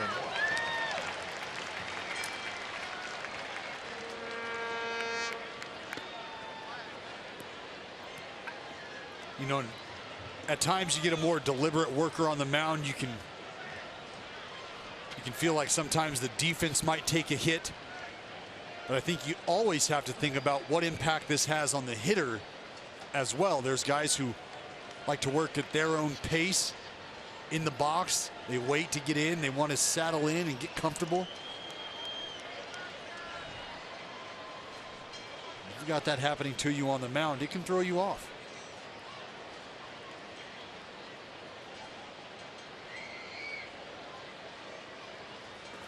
Swing and a miss. And now it's 1-2.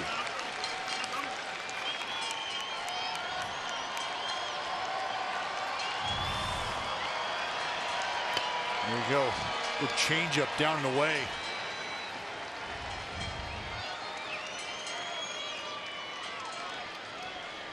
Might be an opportunity for Corey Guerin to double up on the combio, see if he can get Mazzara fishing.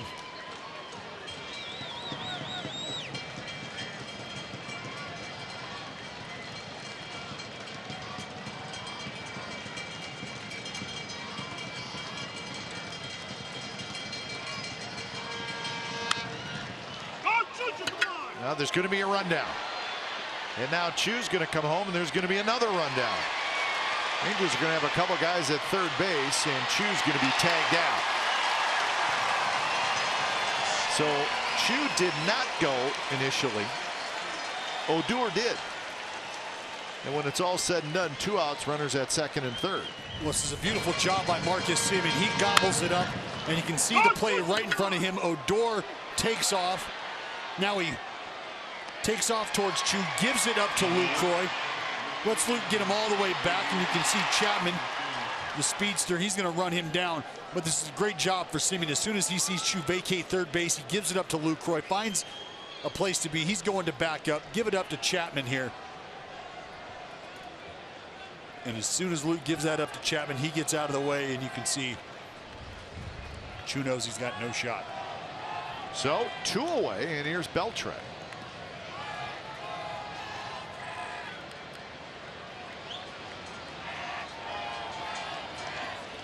Beltre takes that slider down and away.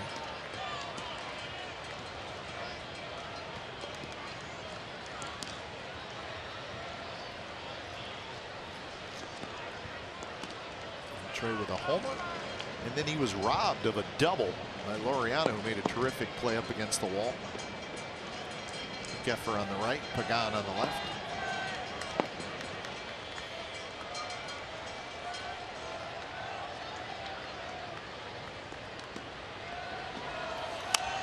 Beltre fouls it back.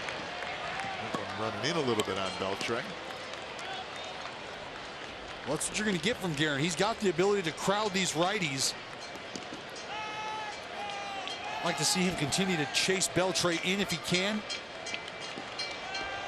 And maybe get back to expanding that strike zone away with that good slider.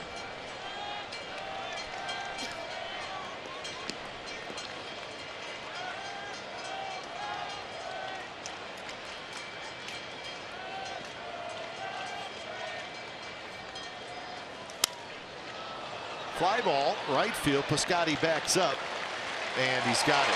So the Rangers had second and third, nobody out, and they do not score. Bottom of the 5th coming up.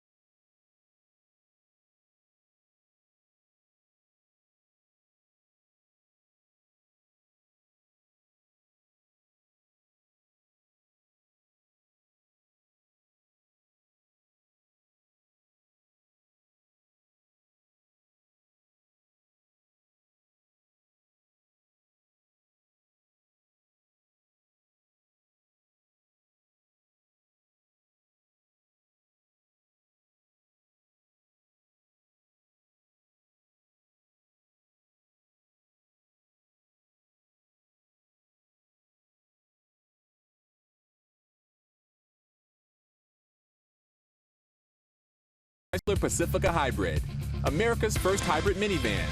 Test drive one today.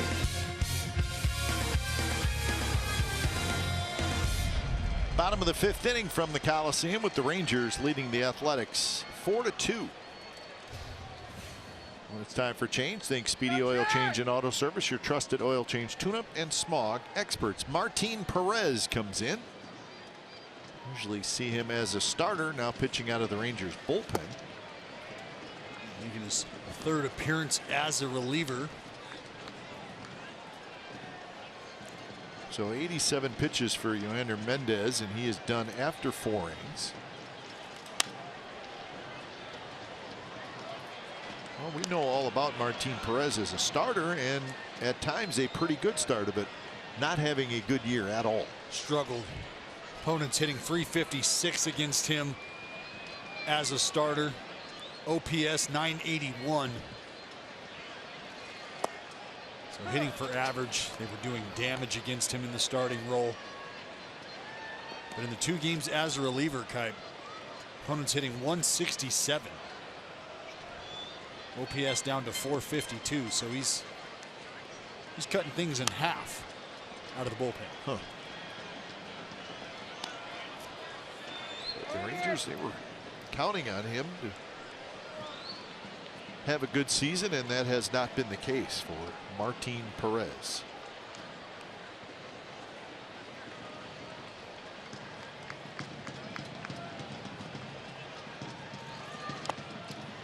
And that hard slider down and in. Chirinos is able to hold on to it, and that's a strikeout. So 1 away here in the bottom of the 5th. Here's our Lowe's whole team together graphic for today's offensive rankings in the American League. They're 5th in the league in runs. They're 2nd in doubles. They're 2nd in home runs. 6th in batting average and 5th in OPS. OPS is quite simply you add up the slugging percentage number and the on-base percentage number, and there's your OPS number. That's it. So they're 3rd in slugging, 7th in on-base, 5th in OPS.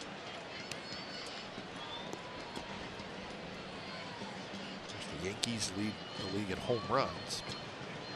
This is also a team, the A's, that have been rolling along pretty good offensively. That's a base hit.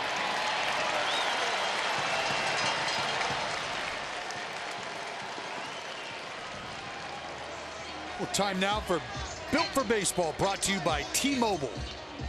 Take you back to the 3rd inning. Laureano scaling walls out in right center. Robin Beltre, he of already the long homer earlier in the game. Takes extra bases away from the veteran. Athleticism has been on display early here in Oakland.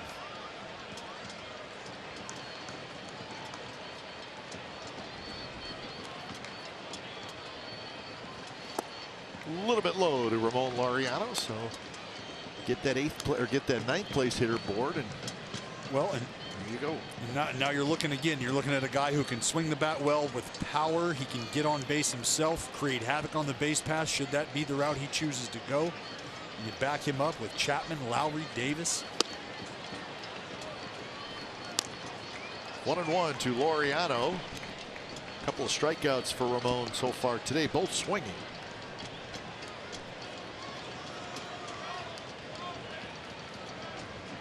Those obviously came against Mendez.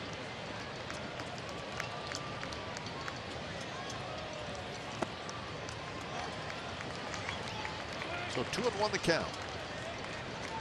I'm saying about that A's offense, Dallas. A's have scored coming into today 45 runs in their last 7 games. So about 6.5 runs a game. Well, but they've been doing that all year, really. Well, they have. But I think what's nice is we've seen them be able to go about run scoring different ways. Which was not the case last year. No. Much more relying on the home run, and this year they've hit a lot of home runs as well. They just haven't always had to hit home runs. I feel like last year a lot of times they had to hit home runs. You got a lot of guys with doubles, run scoring doubles this year. Yep. I mean, little pop up. It may work. No. Mazzara ran a long way. He's taking those long strides, and he was able to get there, and he made a nice play. Yeah, Laureano just sort of pops this up and flares it out to shallow right. You nailed it, Kite. Mazzara, those big long strides. Cadillacs in with a cruise on the backside, pops up.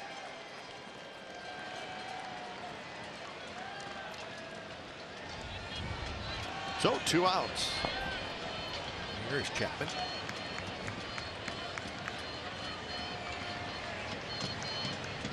Chapman is grounded out, and he has struck out.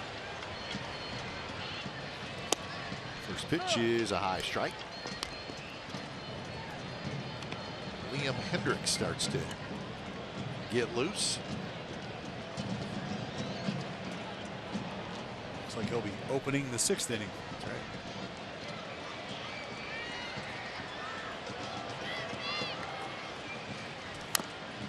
Rolled foul. So 0-2 to Chapman.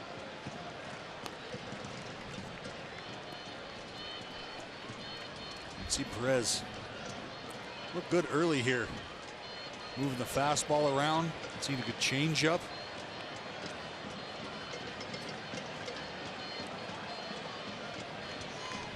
Couple good sliders.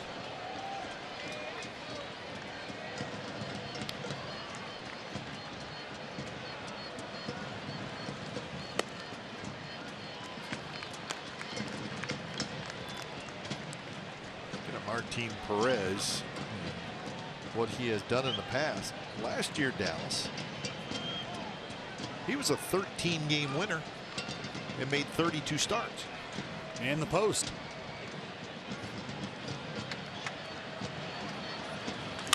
There's a shot headed for the corner, fair ball. Jonathan Lucroy digging for third. He's going to be held there as Chu got to it quickly. Chapman with a ringing double. So second and third, and a huge at bat coming up for Jed Lowry.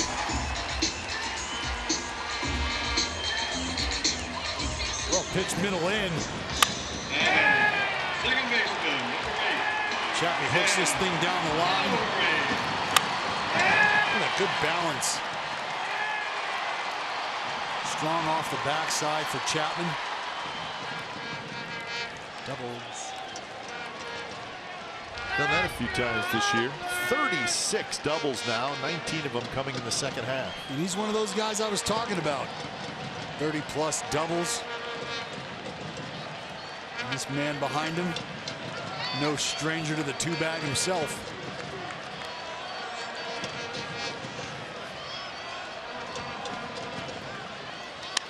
Lowry drives one. Left center field. Chu on the move, and DeShields is there as well. Neither of them can get it, and this ball game is tied. A booming 2-run double for Lowry.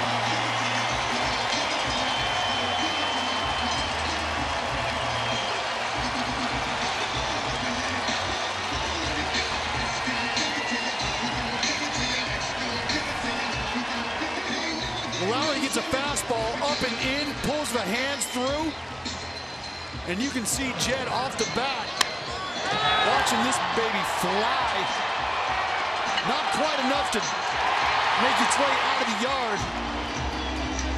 And you can see DeShields Should have caught it. Chu unsure about it.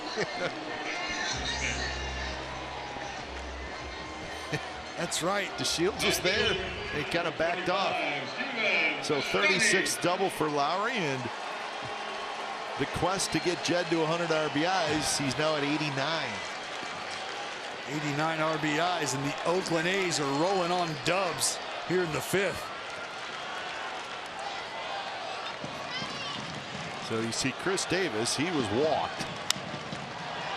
And Piscotty goes after the first pitch, lofts one toward right. And that will do it. Jed Lowry with a huge hit, a 2-run double, came with 2 outs. And that ties up this ball game. 4-4 A's and Rangers after 5.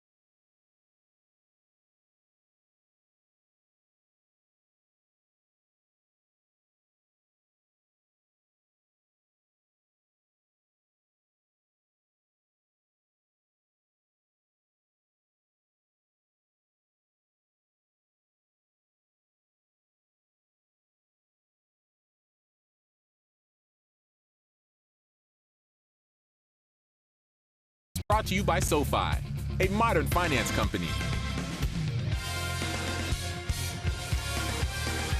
Beautiful Saturday in the Bay Area, and the Rangers and the A's now tied 4-4, sixth inning, thanks to Jed Lowry's two-run double. And we got a new pitcher for the A's. When it's time for change, think Speedy Oil Change and Auto Service, your trusted oil change tune-up and smog experts. Here's Liam Hendricks. The opener. Did we just see him? Sure did. Yesterday? Early on. Starter, reliever. This guy can do it all. Wearing many hats for the Oakland A's these days, Kipe, is Liam Hendricks. You know, I talked to Liam about that role being tabbed as somebody who the club feels like can handle that role, can handle the juggling of responsibility, and I think they're right. And I think Liam sort of proves it when he talks about the mindset of just wanting the ball, whether it's early in the game, high leverage situation. He understands I'm here to get outs, and I think that's a big part of folks buying into the shuffling that can occur. This is what Jerks and Profar did in the fourth inning. Again, and I know he's not very intimidating or a physical presence at the dish, but matters not. The kid can swing it.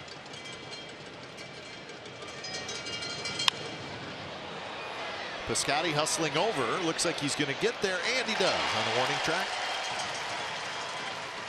So that is out number one. Well, it is college football Saturday. That means we got to keep an eye on the A's #1 draft pick, Kyler Murray. How did he do today? 306 yards passing, 3 touchdowns. He rushed for 69 yards and 2 touchdowns. Is it too early to start the Heisman watch? Oh, he's awesome. Oklahoma 49, UCLA 21. Ooh. That game was played in Norman. Fighting Chip Kelly's not so much, huh? No, not a good start for the Bruins. So Kyler Murray, we're going to have fun keeping an eye on him all college football season. I tell you what, he is fun, man. What? He is like dazzling running around the field, but you know what? He wings it pretty good. Well, that's it. And then now check it out. Great read on the option, reads the D in, keeps it up the middle. Look at that. Fun stuff. Kyler Murray, A's #1 draft pick. Playing in front of 90,000 screaming fans in Norman. And I got to be honest, if you're a member of the front office, it might not be quite as much fun watching him the way you and I might have, Kipe. Maybe watching, cheering, but also praying. Please. Probably a little Go down. Probably a little more nervous than exciting. Well, I mean, how about us? We were watching him in the lunchroom, and he got pushed out of bounds, and somebody hit him late. There was a flag, and we all were like, oh. Well, yeah. I mean, I was ready to board a plane and stick up for the kid. Don't touch him. Kyler Murray. He's a tough customer, though. No doubt about it. But he is not just I mean, obviously he's very fast. He's not very big, but he throws it pretty good. He does. A couple good deep balls last weekend.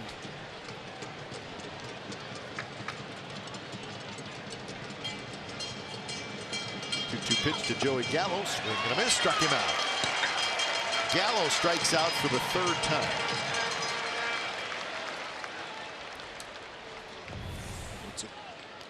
Good downer action on the slider from the opener, Liam Hendricks. Number 61, Robinson Chirinos. I've seen Gallo come up goose eggs on this pitch a couple different times today.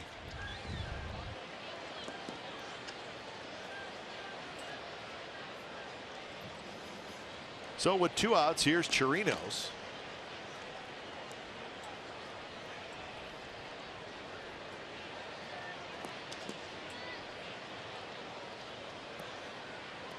Chirinos has hit a fly ball to the left, and he is lined to 3rd.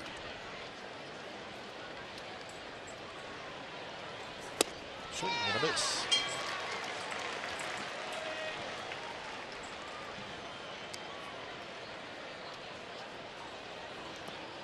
Chirinos is splitting time with Falefa, as you talked about yesterday. Falefa come up and has proven his worth behind the dish. Yep.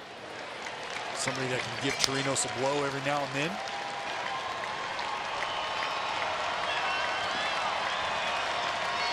So 0-2 to Chirinos. Well, the Rangers have a club option on Chirinos for next year. It'll be interesting to see if they keep him around.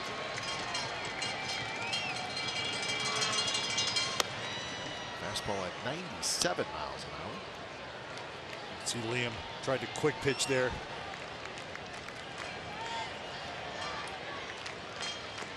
Sometimes you just get a little excited about what you're about to do. You kind of get ahead of yourself. You want to get it done. Right. You know this is going to be good. And that one is lined down the left field line. Foul.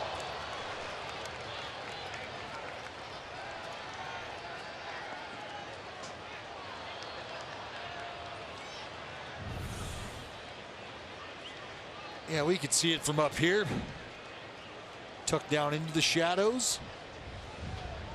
Just a loud strike.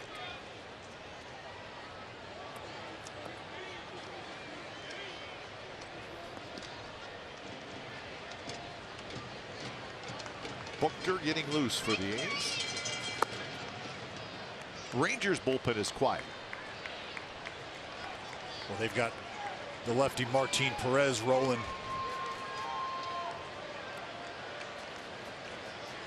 Obviously the experience starting, so he can extend. Chapman down toward the bullpen. Pinder there as well. Chapman says, I got it. I really do. I got it. Bottom of the sixth coming up.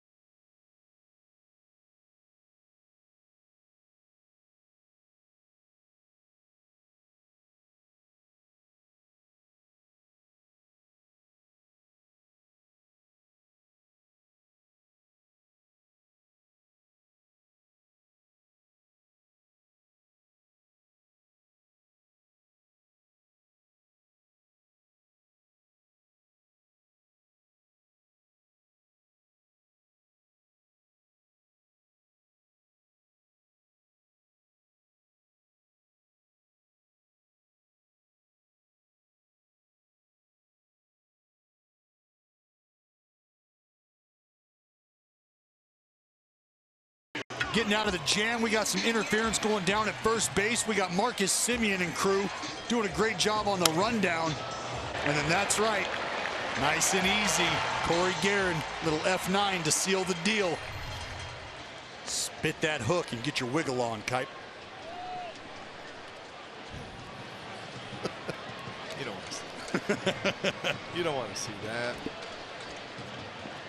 So bottom of the sixth, the 4-4 game. Martin Perez back to work. Marcus Semien with swing and a miss. Canada foul and then Pinder.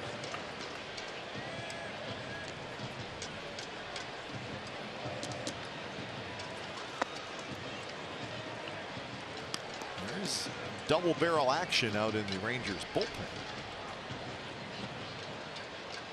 Trino in the A's bullpen. Semien takes that off the foot, so that'll hang with you for a while.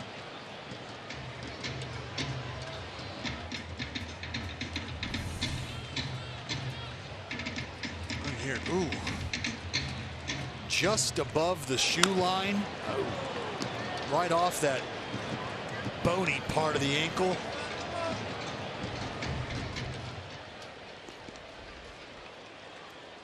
Let's see him just sort of point to the inside part. And the problem is here for Marcus, that's on the front side. You talk about getting the foot down, putting pressure on that thing. Obviously making a sprint out of the box.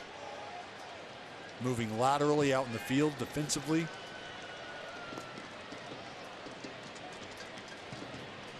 Tough cat, no problem.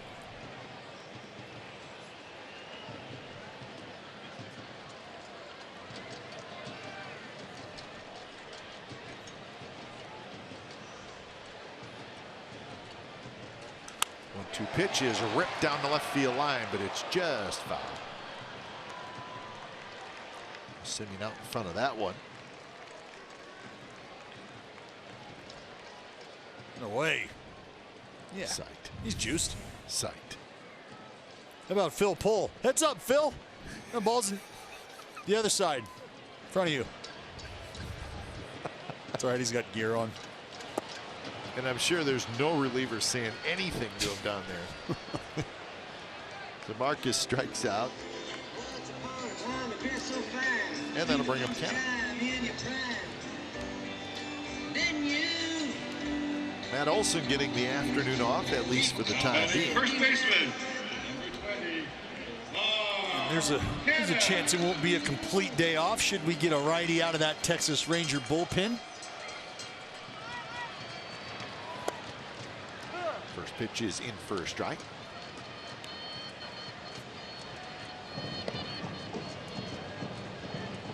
So there is the lefty down there, Claudio and Sadzik. We saw it last night.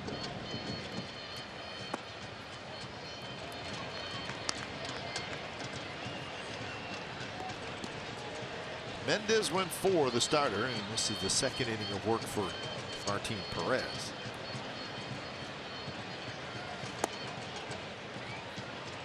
Change up there from Martin. Canna doing a better job of spitting on it.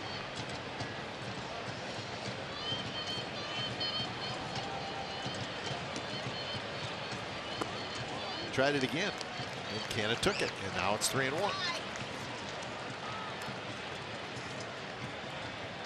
3-1 cripple count for the lefty Perez. Could mean action for Mark Canna should he get something middle up.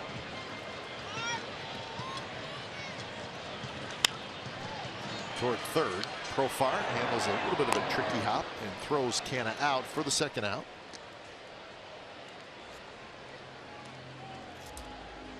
He did. He got the fastball up and in. Turned on it, and Profar made a good play. Left fielder, number 18. So Pinder hits with 2 outs. Bases are empty. So Trevino will be coming in the 7th inning.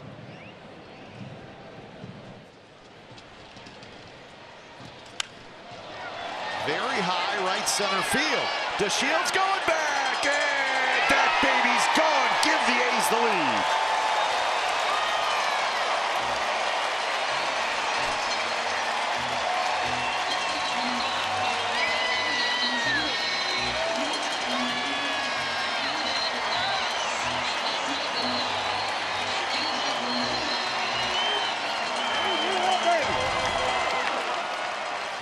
Six off the bat. Chad Pinder gets a pitch he wants to swipe right on, and that's a match, no doubt. Little oppo pop from Chad Pinder here. It's a big part of the yard, folks. That's his first home run in the second half, so that had to feel good, and it's a big one because it gives the A's the lead. Chad Pinder, number 11 on the year. So the A's now lead at 5-4 after 6.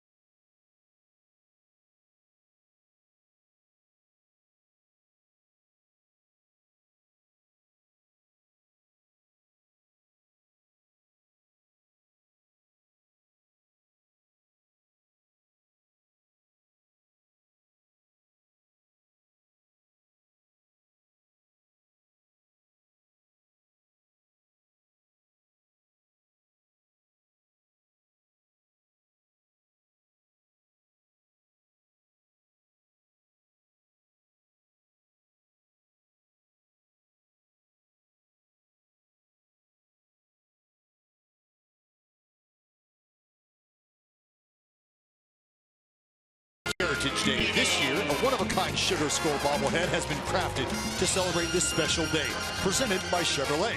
The first 15,000 through the gate get this bobblehead for the game against the Rangers in this one-of-a-kind skull. Grab your tickets at athletics.com/promotions. So Chad Pinder, a home run. Felt good. Gives the A's the lead, 5-4. The A's with a couple of home runs today. They hit 3 last night, 5 in the series.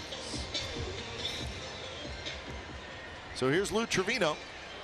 62nd game for Trevino.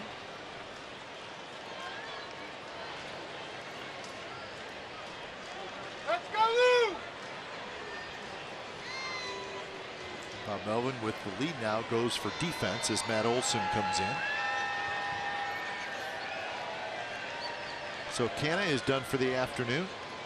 And Trevino will face DeShields, Chu, and Odor. First pitch is inside.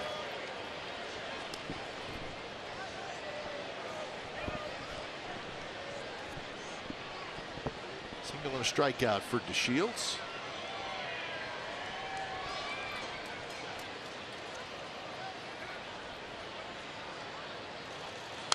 Fouls it straight back. Our friends at StatCast did the math.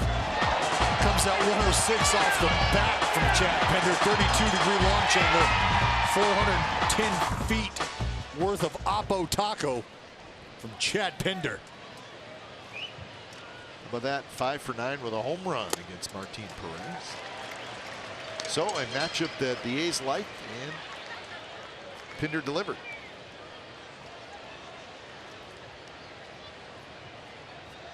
See there. Just off to right center. Only 2 in that direction. But he has right center power. Oh, he does. And you watch him during BP, and he's spraying balls out to right. Hard liners up the gap.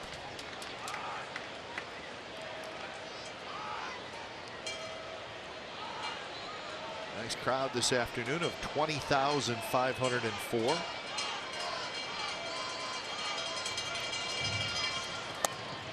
Sharp breaking ball from Trevino. Yeah, this breaking ball just starts out and never really teases DeShields. Great pitch, but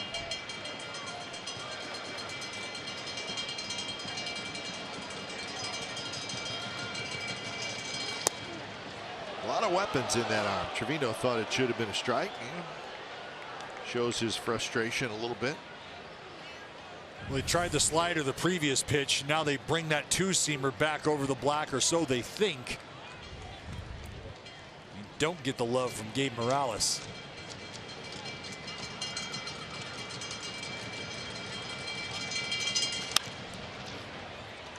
Hit hard, but right to Marcus Simeon, who knows he's got to work quickly with the speedy DeShields. So 6-3, and that's out number 1.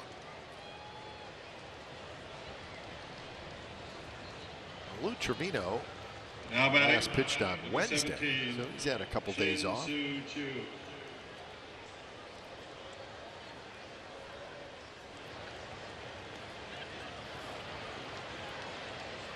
mentioned it, Lou, having worked in over 60 games this season. It's a lot. Down the stretch, if you're able to find days off, or you're able to find days where you can get these guys the rest that they could benefit from, you do it. And I think that's all part of having reliable options down in the bullpen, even down in AAA, because those guys are going to come up and be impactful in September. And I think too, the more relievers you have, the A's now have a lot of quality relievers, but it lessens the need for Trevino to go more than 1 inning. Well, that's it. And if you can, you like to stay away from continuing to do that down the stretch. But again, high leverage situations rear their ugly head, and you've got to do what you got to do to get out of it if you're Bob Melvin and the rest of the game.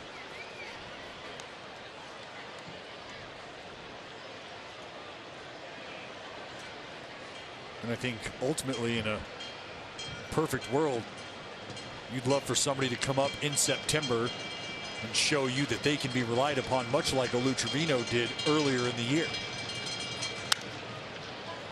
Lowry scoops it up. Shift was on.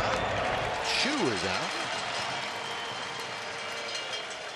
Yeah, boy, if you get a young reliever that comes up second half of the season and is dominant, that could be like the greatest thing ever outside of a position player or somebody coming up. I mean, you think about getting a guy up from AAA who you can run out there in September, and you look up around September 28th and he's got 10, 12 innings or so. No runs. Doesn't happen very often, but when it does, actually it doesn't happen very often because that guy's usually already in the big leagues earlier in the year. Correct. He's already here helping.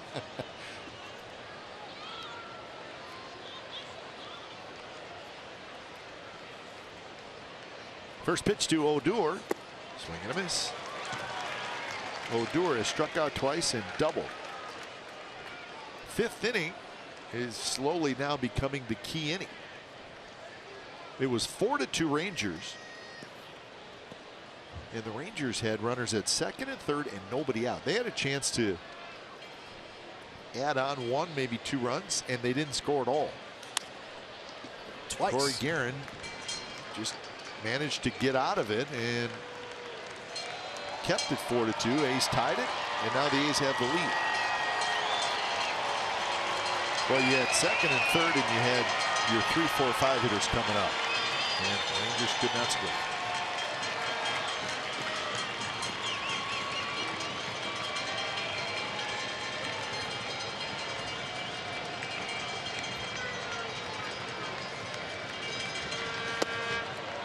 That's the pitch that Odor swung at against Edwin Jackson.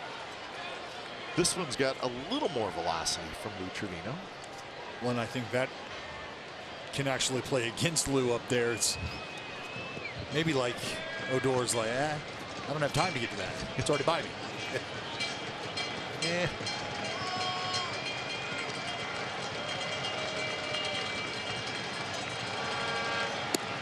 Swing and a miss on a breaking ball, and a good inning for Lou Trevino. 3 up, 3 down with a strikeout. We have reached the 7th inning stretch by 4 A's.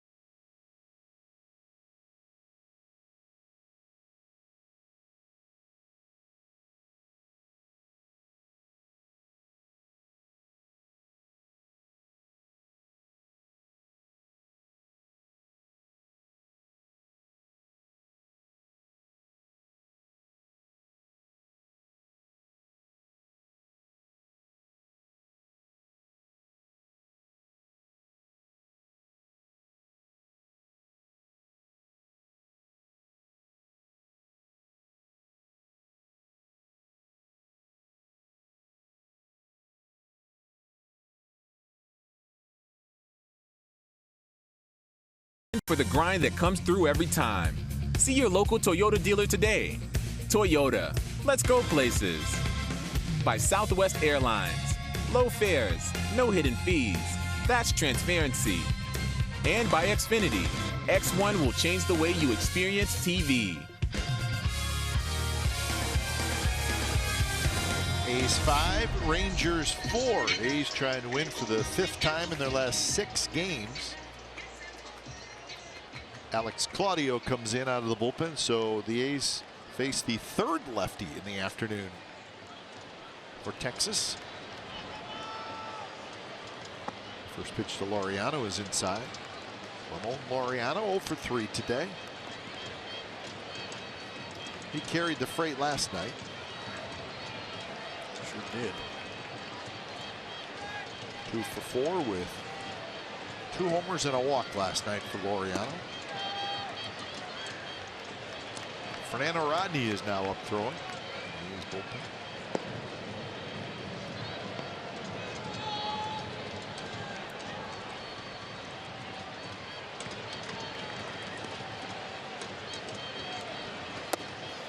Not close.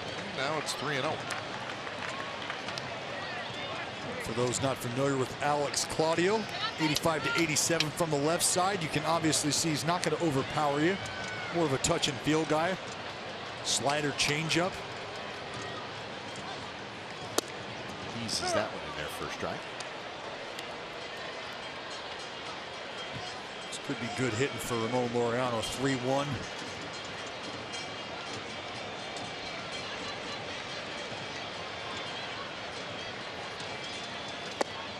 And not close, and he walked him.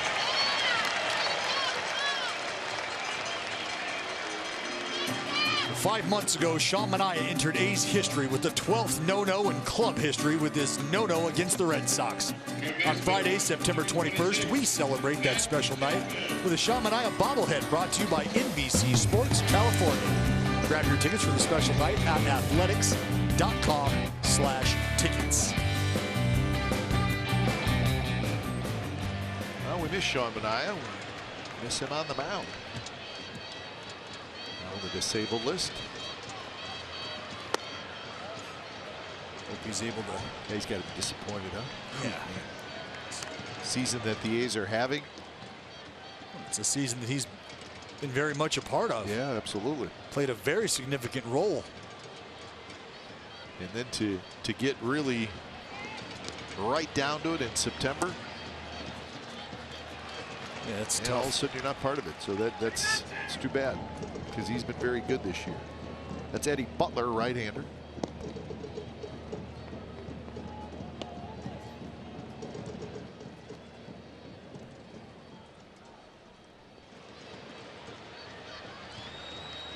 Matt Chapman had a double and a run scored in the 5th inning. He's 1 for 3.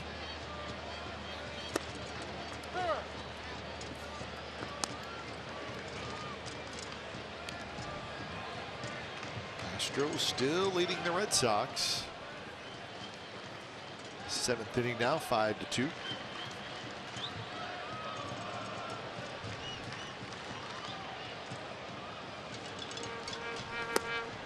and two now to Chapman. Astros will go to Detroit next week, so they're going to stay out on the road. They will play the Tigers in Detroit on Monday, Tuesday, Wednesday. Then they will go home. Talking about the Astros now, they'll go home for a 9-game homestand, and then they'll finish at Toronto, at Baltimore. So that is what is left for the Astros. That 9-game homestand will be Arizona, Seattle, and Anaheim. So a little bit strange for the Astros. They will finish on the East Coast against the American League East. Yeah. Finish with 4 in Baltimore.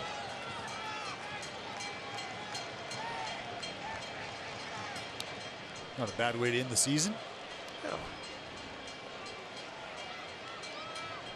Orioles have lost 100 games. They've lost 6 more games than anybody else. And a rough one for Buck Showalter.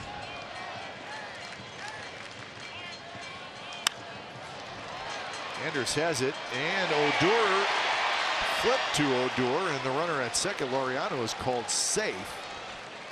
Chapman back to first. He is out, but it looked like Laureano beat it, and he was called safe. Oh yeah, this is Laureano hustling hard. And the only issue here is if they do decide to go to the replay, his foot's on the bag, and that split second in between his foot holding the bag and his back leg hitting the bag might be what they look at, but it looks like the Texas Rangers are going to leave well enough alone. So Chapman is out. And again, this is another play that you just have to marvel at when you think about a routine double play that doesn't come to fruition, and it's just purely because of the hustle on the base pass by Laureano.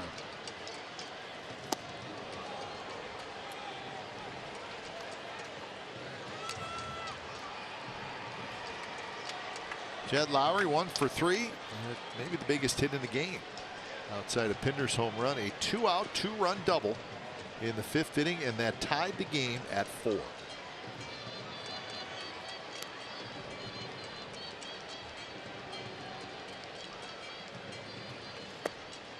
A little bit low. Claudio, obviously very funky delivery, does not throw hard. I mean, he is one of those throw below the hitting speed. That's right. He's got a changeup and a slider, if you will, to complement the funk.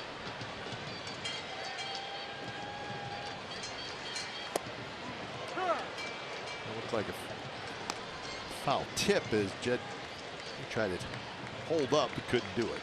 The thing about Claudio, he's jerky at times, and some elbows and kneecaps coming at you.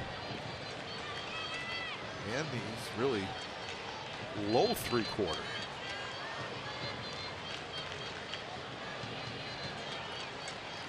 Actually, it's probably more than low 3/4. Take you back to the 5th. And here you go, Kyle. Here's that big double you mentioned. Ball that splits Chu and DeShields out there in left center.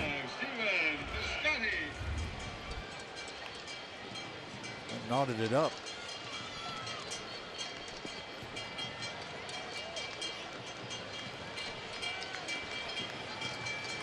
So Lowry with another RBI opportunity.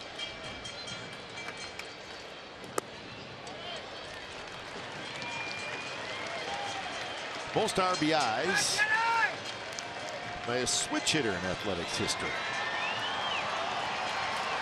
Jed sitting at 89.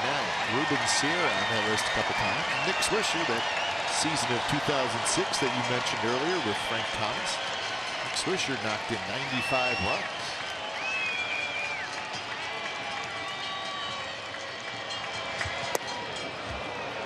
Three-two pitch misses outside, and it's another walk.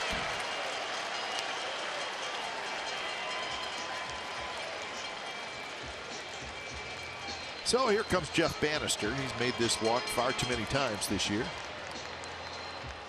And he is going to go to the bullpen. So Claudio faces 3 hitters. He walks 2 of them. And we'll be back.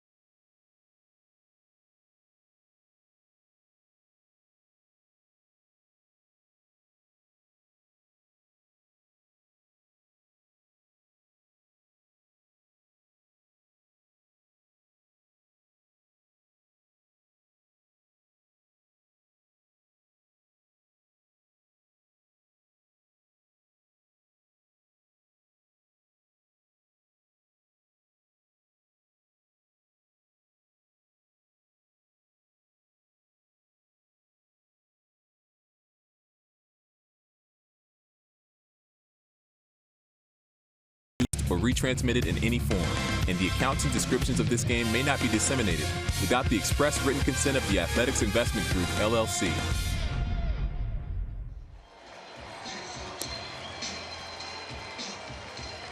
So 5-4, Athletics lead the Rangers. Chris Davis in the first inning teed off. Dallas number 41 on the year. He got a mistake and he did not miss. It's no mystery to anybody who's been watching these A's play all season long.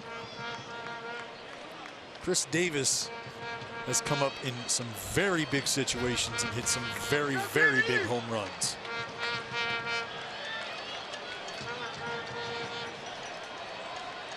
.108 RBIs for Chris Davis. First pitch from Eddie Butler drops in there first strike.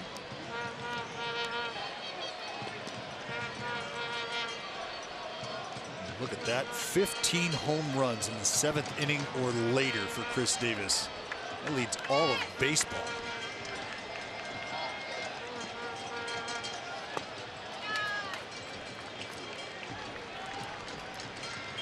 Yeah, that to me, and you and I had a fun conversation about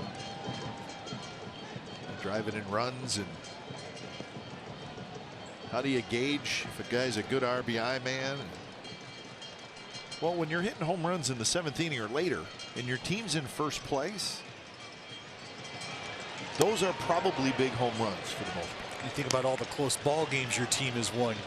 You think about where your team sits as far as some of the rankings go offensively, 7th inning or later. This man right here in the middle of it all.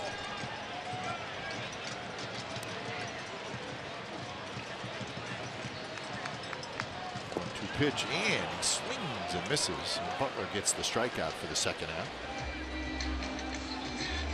So Davis is retired for the first time today. Seemingly the first time all year for the Texas Rangers. Eddie Butler came in spinning a tight breaker. First pitch for strike one, was able to get the fish to bite here later in the AB. That's a good job by Eddie Butler coming in, establishing strike one with the breaking ball and then expanding later in the at-bat.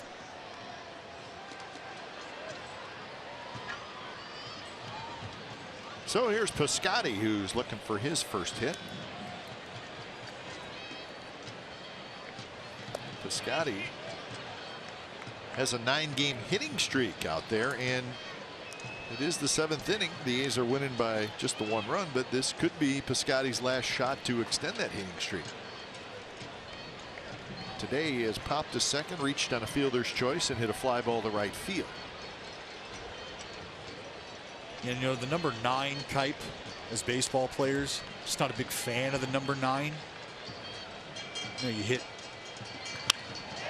And there it is. You like 10? I do. I figured you would. Laureano scores. Lowry to third, stop there and give Piscotty an RBI double, and it's 6-4. That is a 10-game hitting streak for Stephen Piscotty. I love it. Well, 10's a nice round number. And you get there by smashing a double down the line. Ball hit very hard, pulled and tucked right inside the line. Laureano will cruise in. Lowry on to third. Doubles. 38th double for Stephen Piscotty. The A's have 5 hitters that have 30 or more doubles. Pretty good. That's a lot. Pretty good. Pretty good, yep. But the point I was making about Piscotty, no hitter wants to hit 299. They want to hit 300. You don't want 199 strikeouts as a pitcher. You want 200. Baseball, probably more than any other sport, is about being above or below specific numbers. Yes. ERA. 2.99 or 3.01. You know, I'll take that 299. It's a huge difference. Not on the numbers list, it's not, but in the baseball mind, it's a huge difference. Right.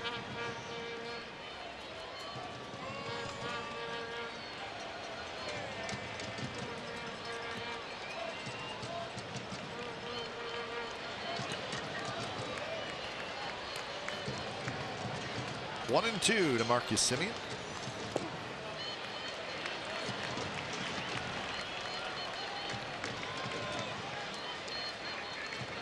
Had an old-time player tell me one time he was in the minor leagues his first year. Last game of the season, he got a hit his first at bat, and he was hitting 300. And the manager took him out. Since the last game of the season, I want to play. He said, "No, you'll be glad that I took you out, because you're in the minor leagues, and you'd like to be able to say, hey, I hit 300. DeShields grabs it, and that will do it. Another run for the A's. Stephen Piscotty extends his hitting streak with the RBI double.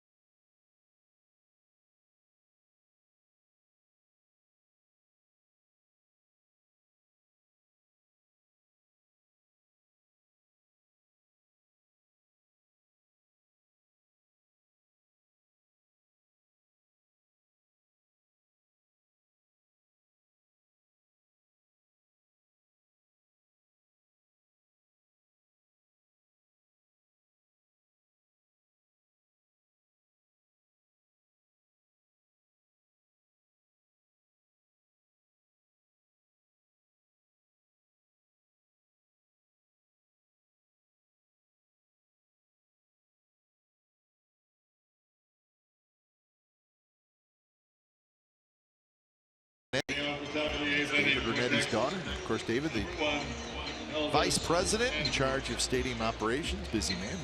Never too busy for your daughter, right? You know all about that. I do. She's at the yard today, your little girl, right? That's right. Me and Dave Renetti, a couple proud papas, exchanging our gratitude for the gift of life. I saw the most famous person in your family, though. She's here today, your grandmother. That's right. Sorry, you're not the most famous around. I haven't been the coolest for a while, Kai. She's pretty cool. Yep. Fan favorite.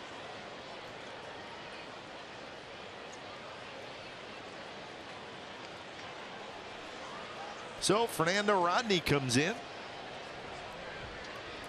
The bullpen has been terrific again. Kelly, Guerin, Hendricks, Trevino, and now Rodney. Those first four gentlemen, 4 innings, 2 hits, no runs, 4 strikeouts. So here is Fernando Rodney. He'll try to keep that rolling.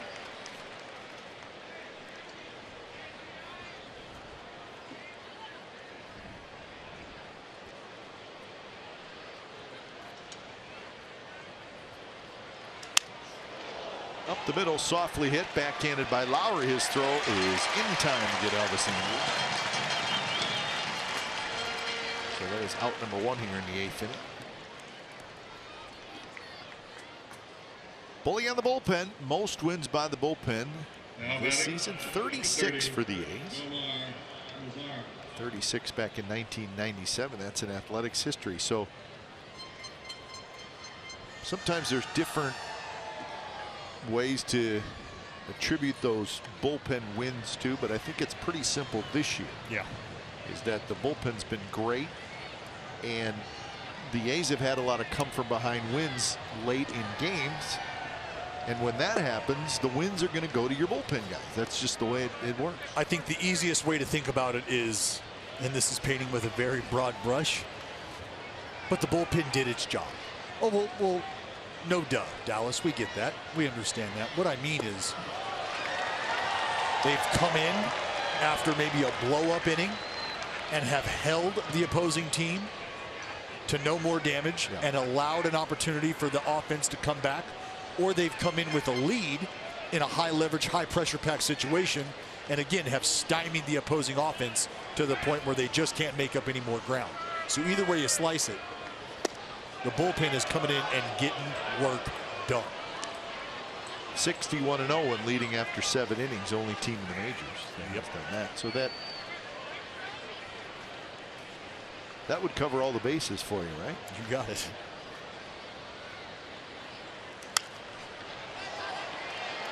Two to Nomar Mazara.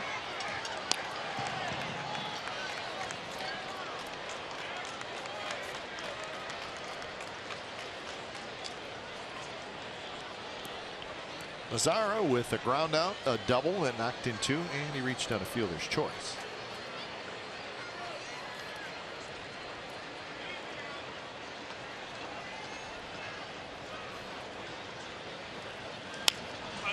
Sliced foul, jam shot.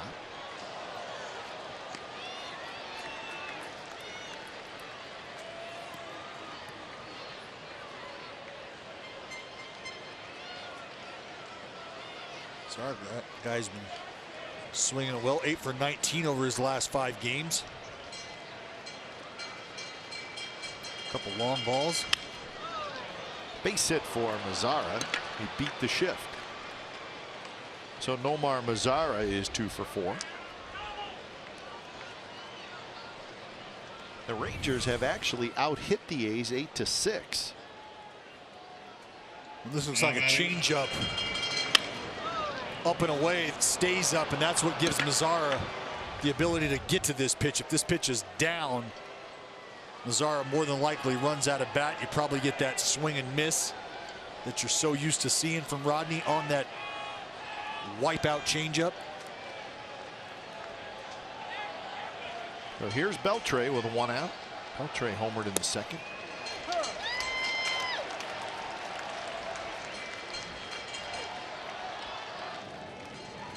That's Chris Martin, big tall right-hander.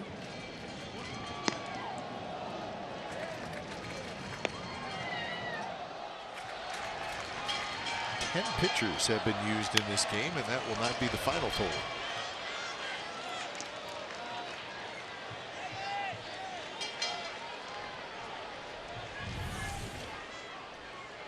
Where did get him? Right off the shin. Lower shin. Ugh. It really is hard to explain to people how much that hurt. Yeah, if you want to know how that feels, why don't you roll up your pant leg, go outside and kick the stop sign a few times. With your shin? Yeah.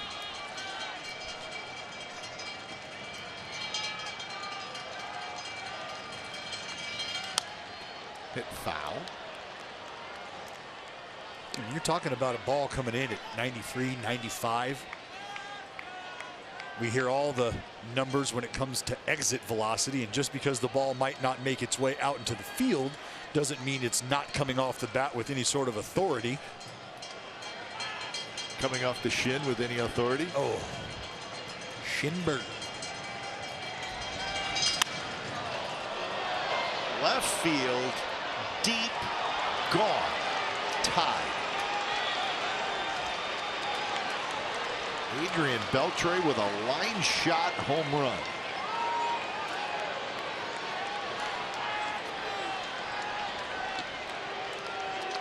So a 2-homer game for Beltre. When Rodney just hasn't been able to command the baseball, this is not a bad pitch. 93 inside. Number 19, Jurickson Beltre just does a better job of getting to this. We've seen some elevated changeups from Rodney. But again, not a horrible pitch on the fastball down and in, just a little bit better piece of hitting from the veteran Beltre.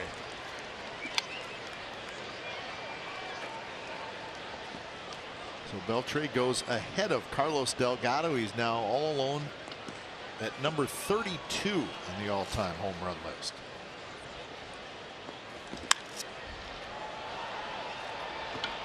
Laureano into left center, shading his eyes a little bit. Profar is out.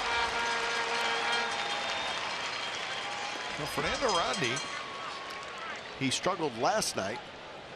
So a lot of times a manager wants to get him back out there as quick as possible, see if he can get him right. But he gives up the 2-run homer today. So hitters have slumps, and so do pitchers.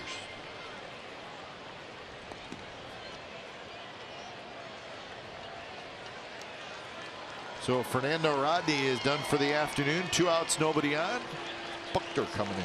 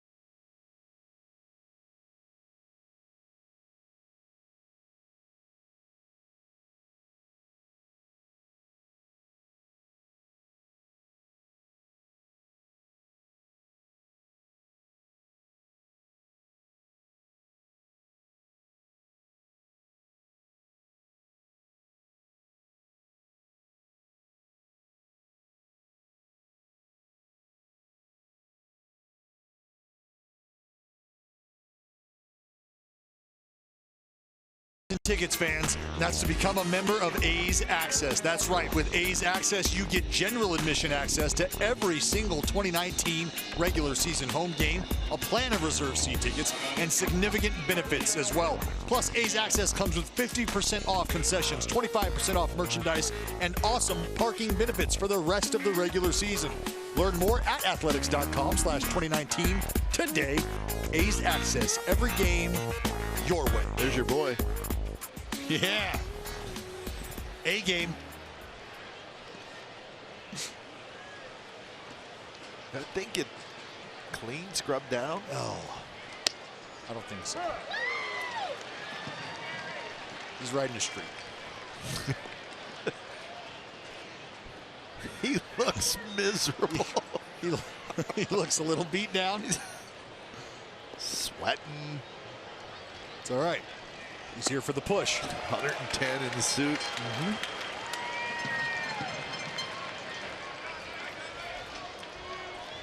0-2 to Joey Gallo.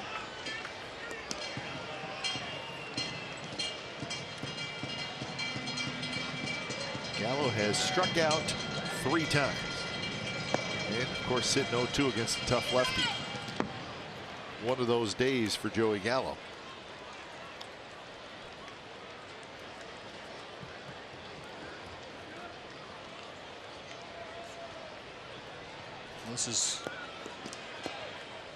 This is what you accept with a guy like Joey Gallo. There's going to be days he's going to miss it 3 or 4 times. There's going to be days where he's going to run into 3 or 4. That's exactly right. He strikes out there for the 4th time. Beltre a 2-run homer, and just like that, it's a 6-6 game as we go to the bottom of the 8th.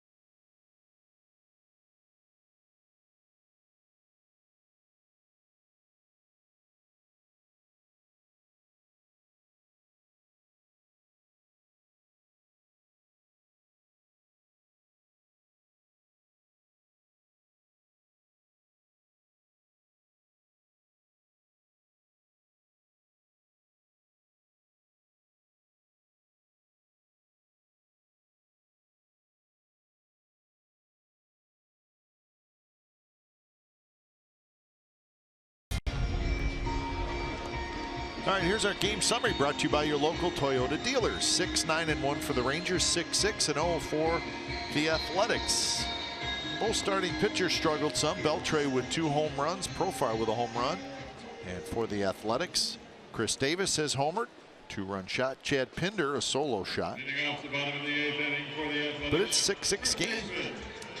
But just when you felt pretty good about a 6-4 lead, they come knocking. Yeah, Beltre comes through. That's why you talk about tacking on those insurance runs late in the ball game. Remember, they have not lost a game when leading after 7 innings, and they were leading after 7 innings today, 6-4. So here's Chris Martin. He is the 5th pitcher of the afternoon for the Rangers. It's been Mendez, Perez, Claudio Butler, and now Martin.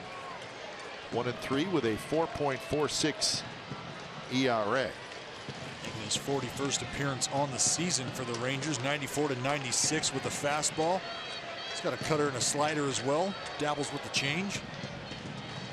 And here's Matt Olson hitting for the first time.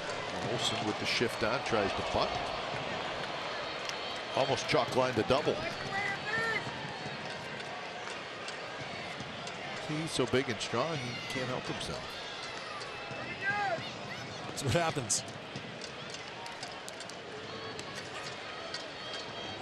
Joke about some guys when they take check swings. You know, if they would have hit it, it could have been a double. But that ball legitimately was about a foot away from third base.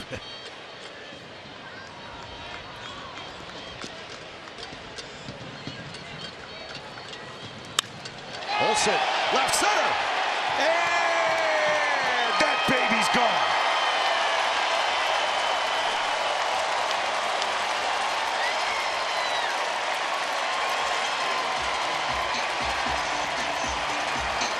Just trying to bring the infield in, Kite. Unbelievable. Misses a bunt attempt and then hits a solo home run in the bottom of the 8th inning to give the A's a 7-6 lead. It's kind of like standing on the tee box going, 9-iron? Nope. Hand me the driver.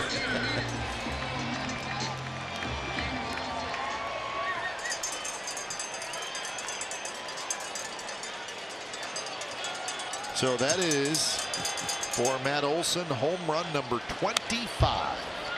And the A's have the lead. Well, after the bunt attempt, Chris Martin wants to go slider down. Matty O says, nay, nay, I got tickets to punch. My bags are packed.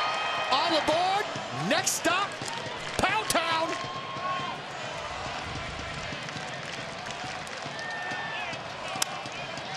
Pinder to right field.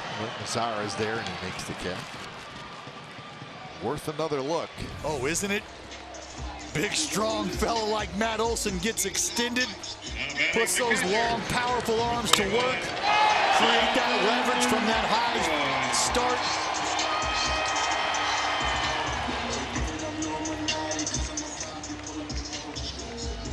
Boom, baby. So one more than Ryan Healy for most home runs by first baseman in the American League. Alonso as well. So give Olson his 69th RBI. Hey, there's Franklin Barreto. Gotta love, it's a team effort, Kite.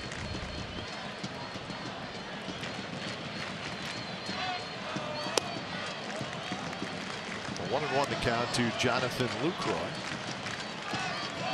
So with that, Blake Trinan is up. Rangers will have Chirinos, DeShields, and Chu.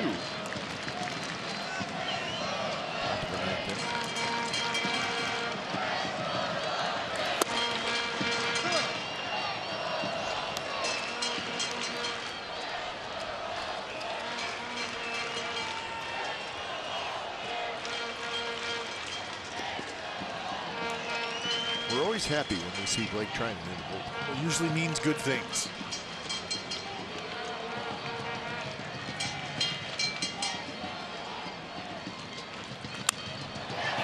Driven to left, and that'll be a base hit for Lucroy. Jonathan Lucroy is 2 for 4. Well, here's the breakdown on the big bomb from Matty O. 104 off the back, 28-degree launch angle. Almost 400 feet out to left center. And that, folks, that is an Oppo taco. With all the works.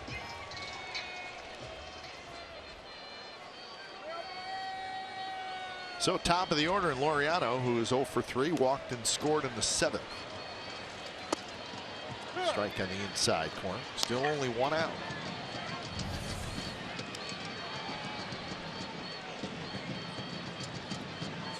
Now, I don't know if I can even call that effort. It's more like self-preservation. Or lack of. Yep.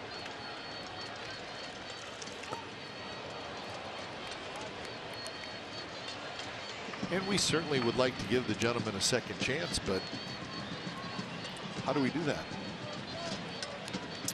Well, maybe we should get him out here in BP and just try to, he has to try to catch you. Maybe he's bought himself a ticket to the laser show with this young man at the plate. Who knows? I think if we see a poor effort on a home run, get that fan out here for BP and say, let's go. Get some reps. It'll work.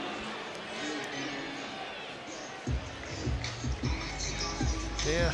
All right. So now the guys in the truck are working us over because now they're showing us the nice family.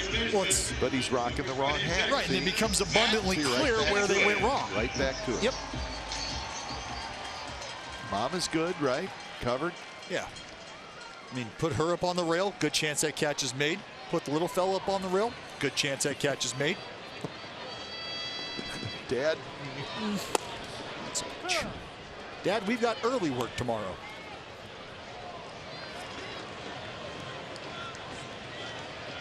See, the wife told him, you put your hands over the rail and you would have caught it. Telling you, Dad, listen to Mom.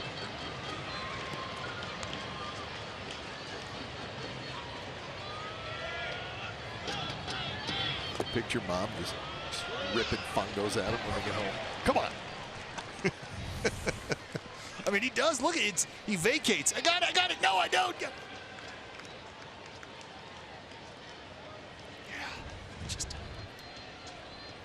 it's a tough break. You know, sometimes you just got to flush that and go get the next one. The little fella's told him, maybe use the lid, Dad. I don't know. Phone's gonna start blowing up. You couldn't have reached over the rail. Kid's like, look, if you've got a brown paper bag, Dad, give me one of those.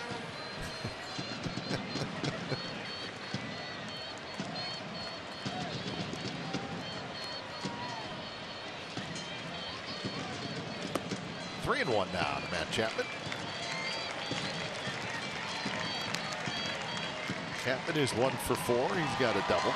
The A's with 3 homers and 3 doubles today.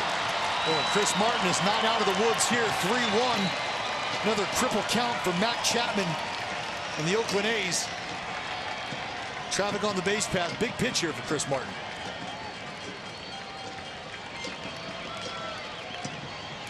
High pop-up foul.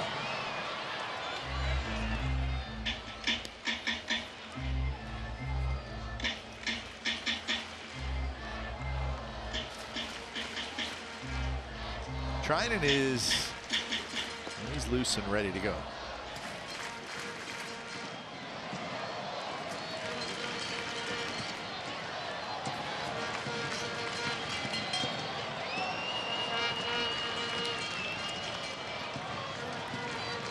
Two outs, runner goes, and another foul ball. This one headed for the upper deck.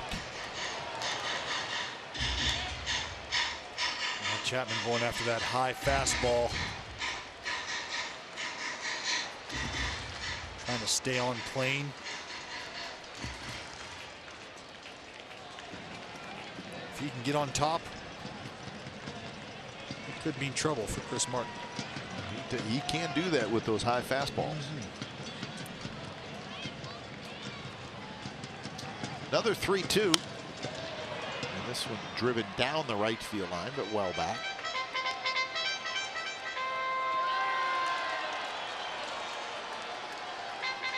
So Lucroy, just what he wants in the bottom of the 8th inning, a day game after a night game, to get your sprints in. That's right. A couple 3-2 foul balls with 2 outs.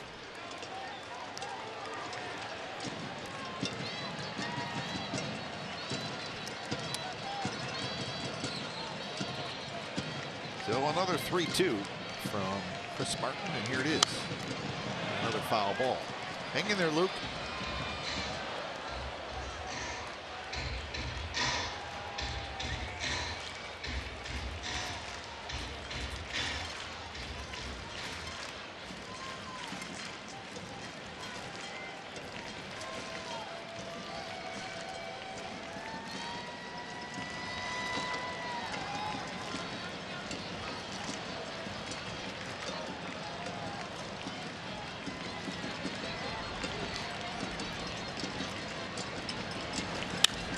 That one is ripped.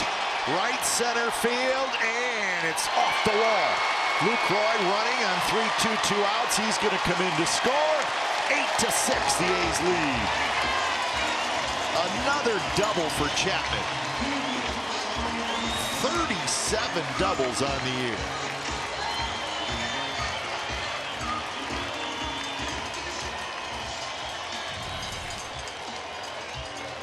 Talked about getting on top of that elevated fastball. Here you go.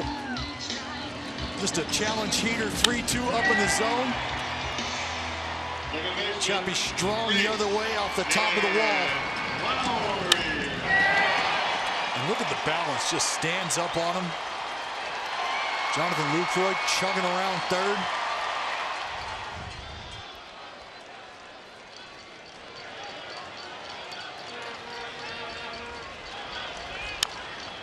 This one bounced foul.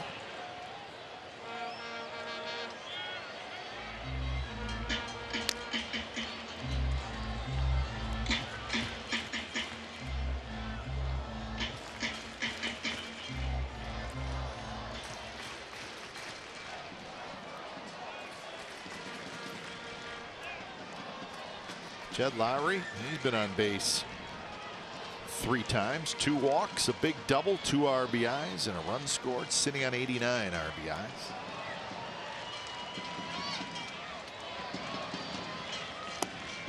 Good pitch there by Martin, right on the corner. The inning started with Matt Olson, a home run to give the A's the lead. It was the first at bat for Olson. He came into the game for defense.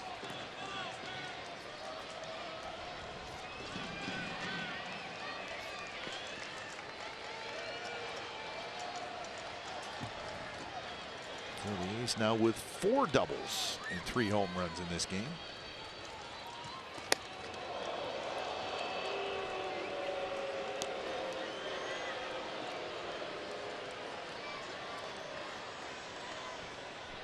In last night's win, the A's received 7 walks.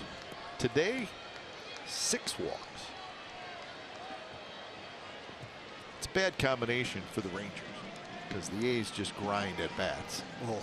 And the Rangers pitching staff not always great at throwing strikes. Little flare center field to Shields. What a play. Well, he ran a long ways. And he grabs it. Side retired. A's get an Olson home run to give them a 7-6 lead. They get a Chapman double to give them an 8-6 lead. Trinan coming in.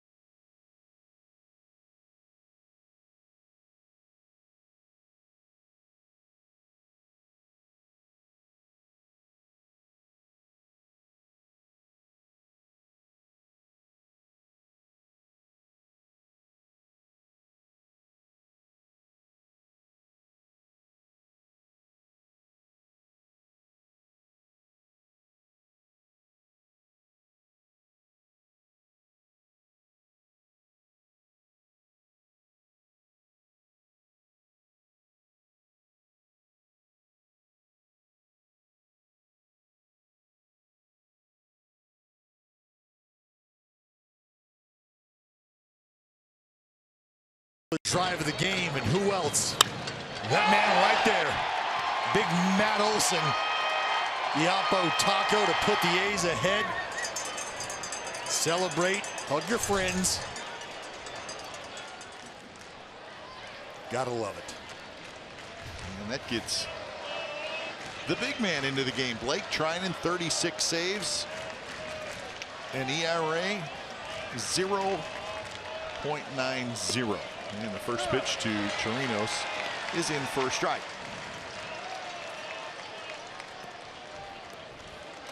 Chirinos is 0 for 3. You just couldn't ask for a better performance from Blake Trinan thus far this season.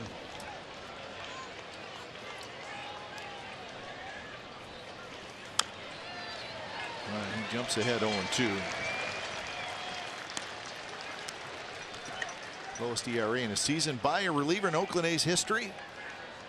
Blake Trinan second behind Dennis Eckersley, who, by the way, was pretty good. Not bad. Not a bad stopper.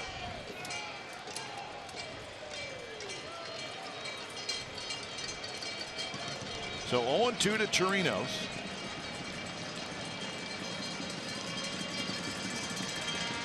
Got it. 98 miles an hour right past him. That's 11 strikeouts for A's pitchers today. It's a 98-mile-an-hour four-seam fastball, not that typical sinker you're used to seeing out of the rocket right arm of Blake Trinan. There it is. That 98 stays a little truer up in the zone, and you can see Chirinos with that uppercut. He's looking to try to meet Trinan at a spot, trying to meet that sinker. And that ball just stays true with that four-seam flight path.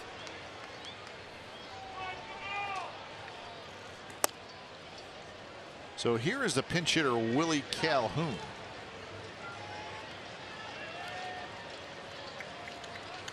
He's pinch hitting for DeShields here in the ninth inning.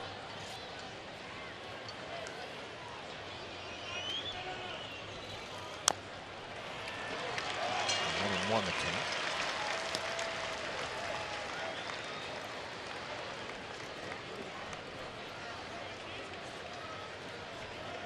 Jackson, Kelly, Guerin, Hendricks, Trevino, Rodney, Buchter, Trinan. That's right. Gonna get him. All the Kings men.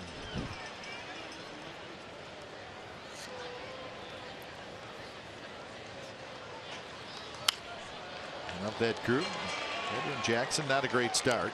Only went 3 innings, and Fernando Rodney gave up a couple of runs. That was the Beltre home run. Everybody else has been terrific. Buchter got a big out of Gallo, struck him out in the 8th inning. Buchter has a chance to get the win. Goes back to the Oakland relievers factoring into the decision. Strike 3 call. Breaking ball, dropped it right in there. Calhoun could not pull the trigger. 2 away. Well, do you blame him, Kipe? It's 97-98 with Sank, and then here you go, young man.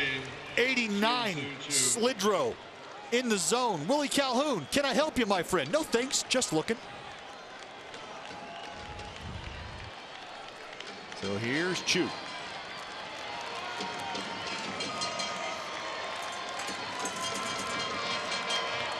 Chu will walk, a single, or a single and a ground out. So 2 for 3.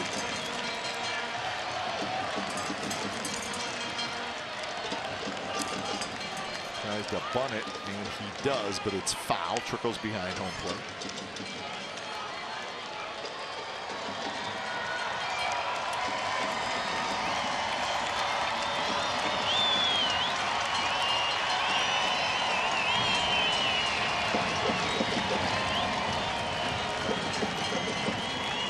So 1-0.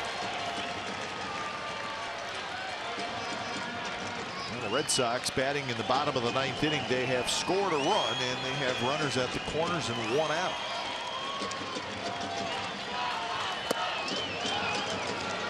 They also have J.D. Martinez at the plate. So see what happens there. The A's trying to take care of business here.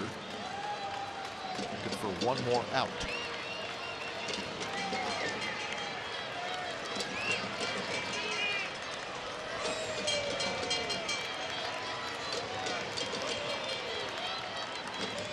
2-0 pitch to Chu. A little bit inside. And now it's 3-0. It's gone back to back with that cutter.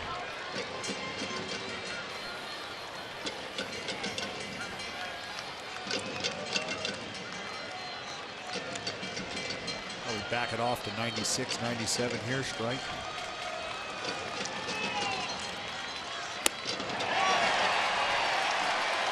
So a 3-0, and Chu decides to swing at it, which is one of the strangest things I think that I've ever seen. I would agree.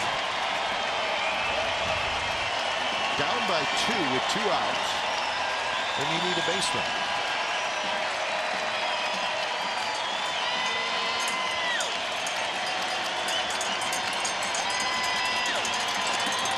And that one is down and in.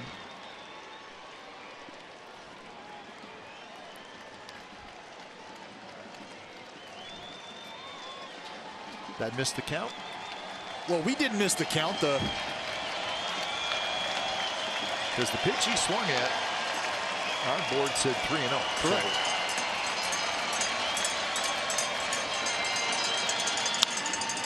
There's a line drive into the glove of Marcus Semien, and that's the ball game. So the Oakland A's have won the first 2 games of this series. They get a big home run late from that man, Matt Chapman. And the A's are starting to heat up. They have now won 5 out of 6. Time of game was 3 hours and 25 minutes. The attendance today on a beautiful day in Oakland was 20,504. So final score today, the Athletics 8 and the Rangers 6. Time now to head back to the studio for A's postgame live.